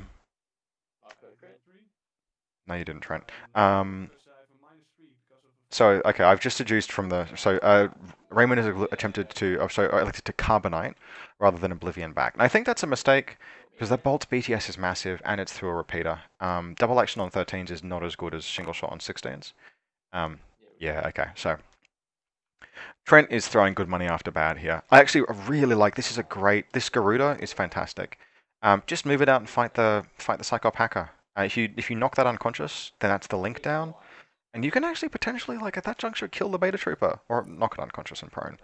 Or knock it prone. And, like, you're not going to fight Parvati. She's too well hidden. But, it was such a good position. But he's zeroed in on taking this face-to-face roll. So, looks like Trent has managed to land a shot through on the Psychop. which has a good chance of... Nah, it's fine. Tanks the hit. Needing to roll 11s there on the Psychop. I think this was an unfortunate mistake. And especially now he's gone through all of the orders, he now has to think about what to do with the score loss. The Garuda was the play. And if the Garuda dies, then sure. Just fall back on your hacking plan. I actually think that's totally okay. As a plan B, there is nothing wrong with this this bolt. But yeah, unfortunately, yeah, so the Garuda I think would have been a wonderful choice, but that is what it is. He wanted to go the like nominally lower risk play, and to an extent, kind of paid off by the fact that Raymond chose to respond with Carbonite rather than Oblivion, and Oblivion would probably have pushed through that Bolt Hacker much more easily because it's such higher damage and it's armor piercing. But decisions in the moment. Carbonating the hacker, of course, puts it in a position where it can't ARO you anymore until it resets. But there's a repeater there, so oblivioning it, yeah. All right, so the scoreless is doing the scoreless thing. Now this is maximum risk. Leaving this until after everything else. He will get a face-to-face roll. He will get a face-to-face roll against the Psychop Hacker. It looks like he's going to be moving up and firing a multi-pistol, which will be 2 dice 12s. And interestingly, he's moving to see the Beta Trooper as well, which of course he is because the Beta Trooper is covering the line first. Which means that the Psychop Hacker the Beta Trooper actually will have to leave the link in order to ARO, which I like. But it also ignores the fact that if that Psychop gets a hacking attack off, this score loss is not coming back. All it has to do is kill the Bolt. So, still, mind you, the Bolt is alive and conscious, and there are repeaters nearby. So, you can counter-possess using the possession skill. And actually something that is very interesting, the score loss, ironically, is frustrating because its ECM remains intact against friendly, nominally, total control. So if your squallows gets possessed, recovering it with your hackers is really hard, which is like hilariously annoying because you are also taking the ECM hacker penalty. But anyway, so squallows is moving around. There's some kind of movement. Is it seeing everything? Is it seeing nothing? It fucking knows. You've got a multi-pistol, just shoot shit. But it looks like he's trying to take the fight outside of 8. I think this Squallows is going to die to Hector next turn, because he's got one irregular order after this, but we'll see. And yeah, if the Squallows goes down, we can pretty comfortably say that's the game. Not like 100%, but 95%, because all that is left then is this Bolt Hacker, who has to run all the way up to this objective, survive missile launcher attacks, press the button, and then go after whichever of the consoles is in play.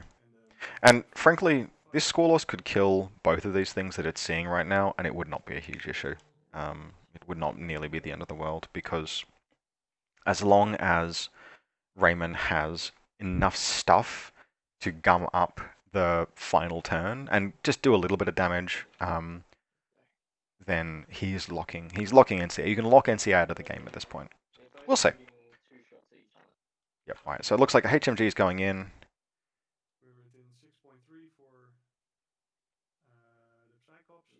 This is short range. This score loss needs to be very lucky.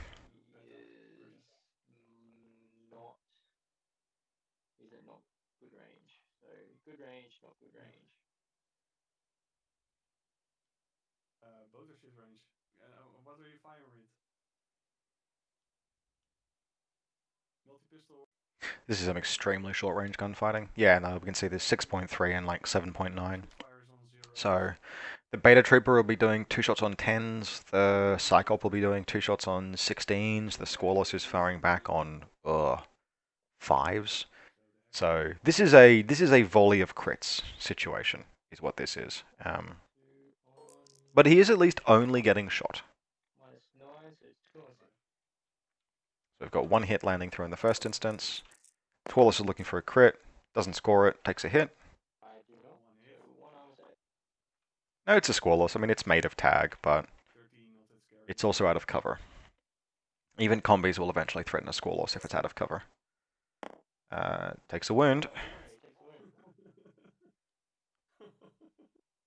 What is that? And yeah, we mentioned the Squalus had to get lucky. It's not getting lucky. Alright, and Beta Troop.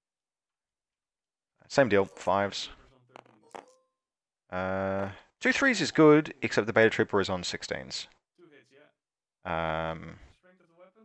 No! That 13's a crit, Raymond. 16s, right? Yeah. Wait. Unless he was firing his pistol, which he might have been. Yeah, 16. 16, yep.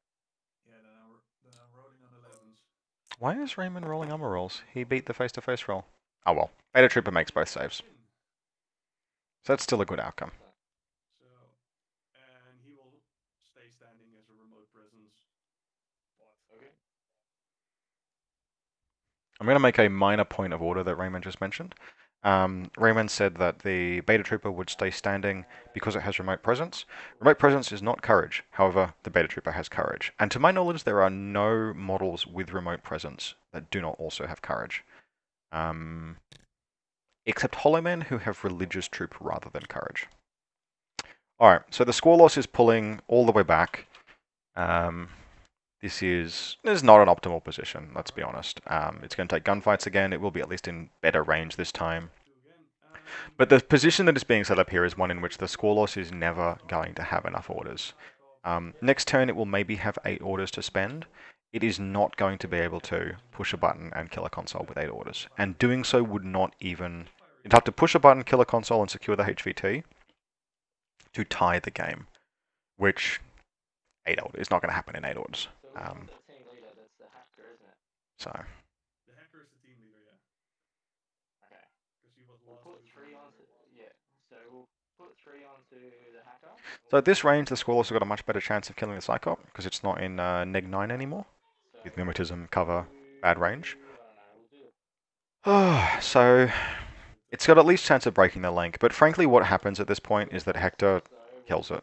It just walks out and is like... Hector at this juncture can just walk forward, firing his, like it's out of an action movie. He just breaks cover, like, stands up and moves to cover, shoots it, breaks cover, moves forward, like, and just walks forward doing the, like, die, die, die. Okay, looks like the combi rifle has scored a hit. So strength 14. Squalus laughs, no damage, but it is of course already wounded. It's shock right, not AP. And does the Beta Trooper... I think the Squalus maybe has... the Beta Trooper could move to have cover relative to catch the Squalus out of cover. Just has to move to occupy the Cyclops position. Cool. Alright. Beta Troop. So, you want to crit here, buddy? Gets it? No, unfortunately not. That's neg 6 range. Neg 6, sorry, range and cover. Needed a 9. So the Beta Trooper lands a pair of hits. 2 hits. So 2 saves. This could feasibly knock the Squalus unconscious. It won't, but you know, it could. It does. I spoke way too fucking soon. So that is an unconscious Squalus. Yeah, 1. Damage 15, isn't it? Or on a... 14. Yeah. You were not in cover there, friendo. That is an unconscious Squalus. Oof. Okay. So, that is the kind of thing that will ultimately happen. You're running out of cover, you're taking gunfights in bad range bands. I get why he did that. He's zeroed in on this Link team. But I think at that juncture we can actually say that is the game. This machinist is not going to get this Squalus back. This Bolt is not going to win the game by himself. There are no orders left here. Trent is commenting that he thinks he should have kept trying to make hacking attacks through the repeater, but I disagree. I think the Garuda was the play. I think the Garuda had the best odds 3 dice 12s, 3 dice 9s, 2, etc., etc. Like particularly once he took down the Psychop, and this other Psychop was firing back on 2 dice 10s to the Garuda's 3 dice 9s. Just pursue that face-to-face roll. Particularly if he kills the Psychop Hacker, then the link breaks, and now he's fighting the Beta Trooper 3 dice 9s to 1 dice 10s, and then potentially he's fighting Hector. If the Beta Trooper drops prone, or you just spend enough orders to kill it, or knock it unconscious, then he's fighting Hector 3 dice 15s to 1 dice 10s. And there's nowhere for Hector to go. Not really. Maybe there's like some cover he can take here. But that's actually really significant. Like those are great face-to-face rolls. I think they would have been too little too late in the game, even if he had succeeded continuously. And realistically, eventually something in that Starmada link gets lucky and takes out the Garuda. Because you don't win those nearly coin flip face-to-face rolls often. But the point is that they were still better, right? 3 dice to 2 against low armor, high BTS models is much better than trying to hack them while they've got a tin bot. So that's fair enough. I'm sort of respected plays that Trent has made. I'm just sort of thinking about how I would do it, and I would have fought with the Garuda until the Garuda was dead. Then you fall back on plan B. In any case, we can see here that the Squallow has fallen unconscious. It is far from help. There is still a repeater network, and there is still a bolt hacker here. But Parvati is very, very close to being able to bring back this Psychop hacker, which I think is a good chance of finishing the bolt off for good. And I think what we will see here, we will stay in the game. We'll sort of skip forward a little bit to watch what's happened. But my prediction is Parvati will recover the Psychop killer hacker. It'll link up with Hector for the tin bot. It'll kill the bolt hacker. Probably that might take a lot of orders. The bolt's high BTS with the firewall.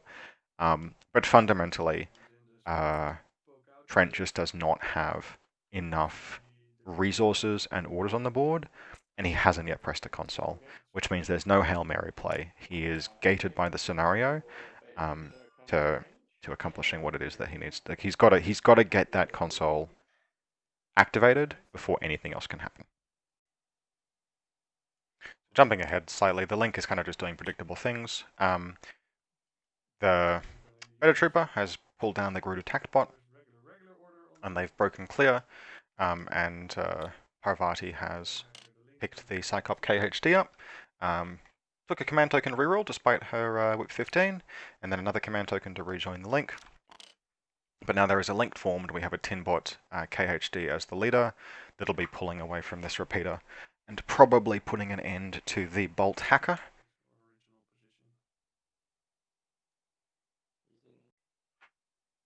Here's the Trinity coming in. It looks like 2 hits.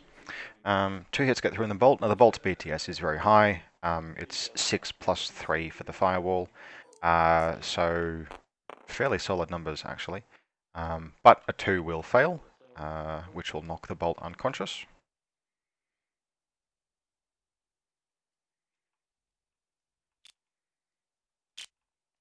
And just doing some quick math, trying to figure out how many orders that will leave Trent to start with in his next turn. What's he down right now? He's got his Bolt Lieutenant, his Machinist. Both of the Fagazis are still alive? No, one of the Fagazis is alive. So that's 3 orders in the first combat group and all of, I think, 2. 3 orders in the second combat group, actually, with a trauma dock and both auxiliaries. So no command tokens and all of 6 orders to spend. Which actually means that at this juncture we can categorically call the game, because it is not possible for Trent to... it might be possible for Trent to have the trauma dock, recover the Bolt hacker, and have the Bolt hacker run for this console and successfully press it, probably on the order that he gets killed by a missile launcher. But that is the absolute most that can be done by Trent in the next turn. So at this juncture, the game is over and done. Probable score is 10-0 or 10-1 to Starmada. Excellently played. Now, sort of as we noted, if we think back to the game start some hours ago now, Trent made the power move but ultra high risk play of wanting to go second despite losing deployment.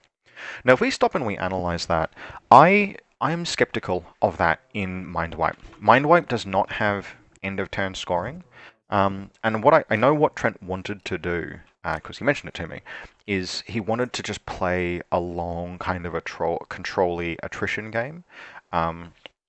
He wanted to let Starmada extend into him, counterattack and kill those pieces, and then end in a position where he had many orders left to sort of, at his luxury, press a button, kill a console.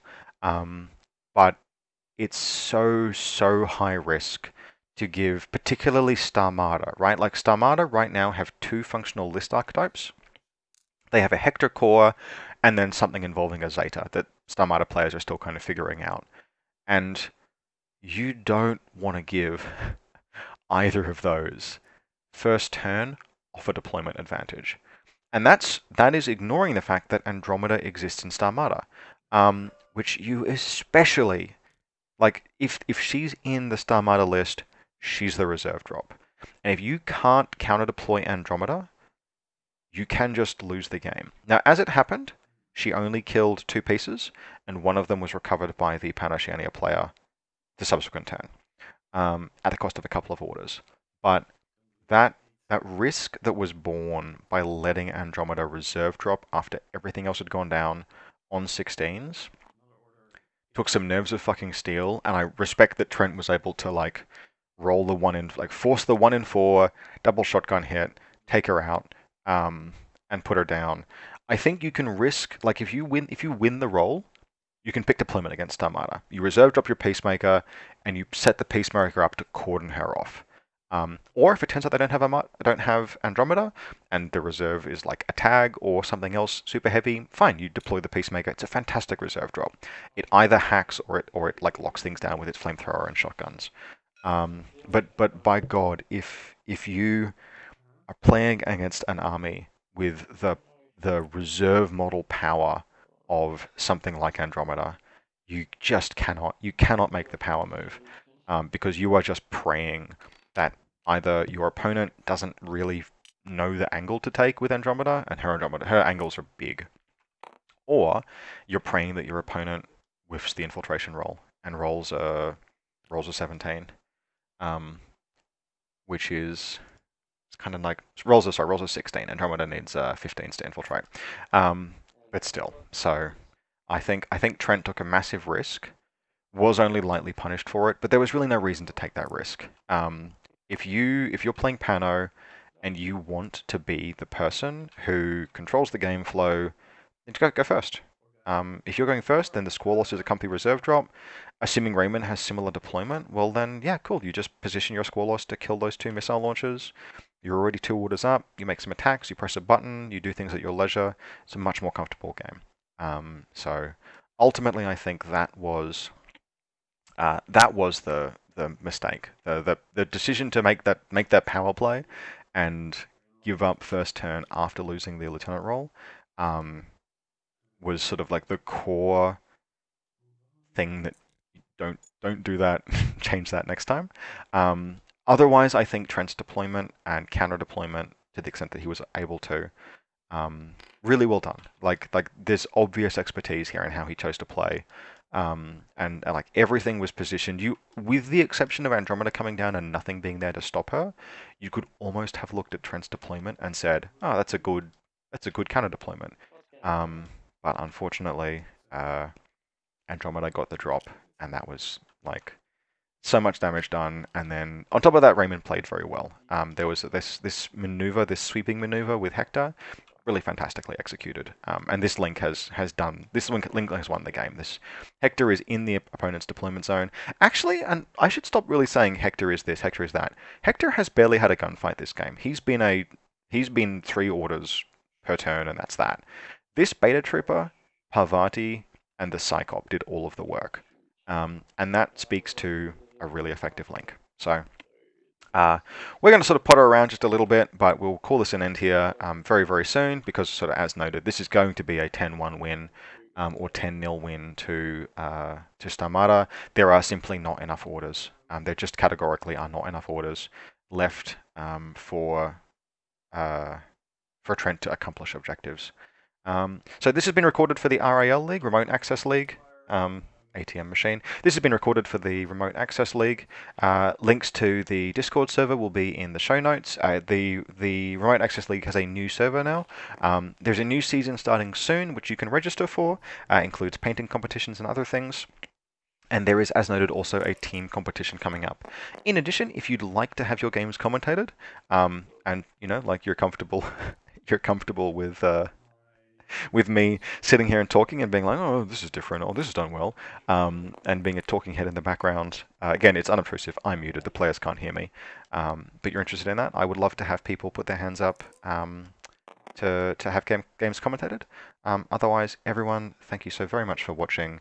Hoping to have more content coming up in the weeks to come. Have a good evening, good night, and good day.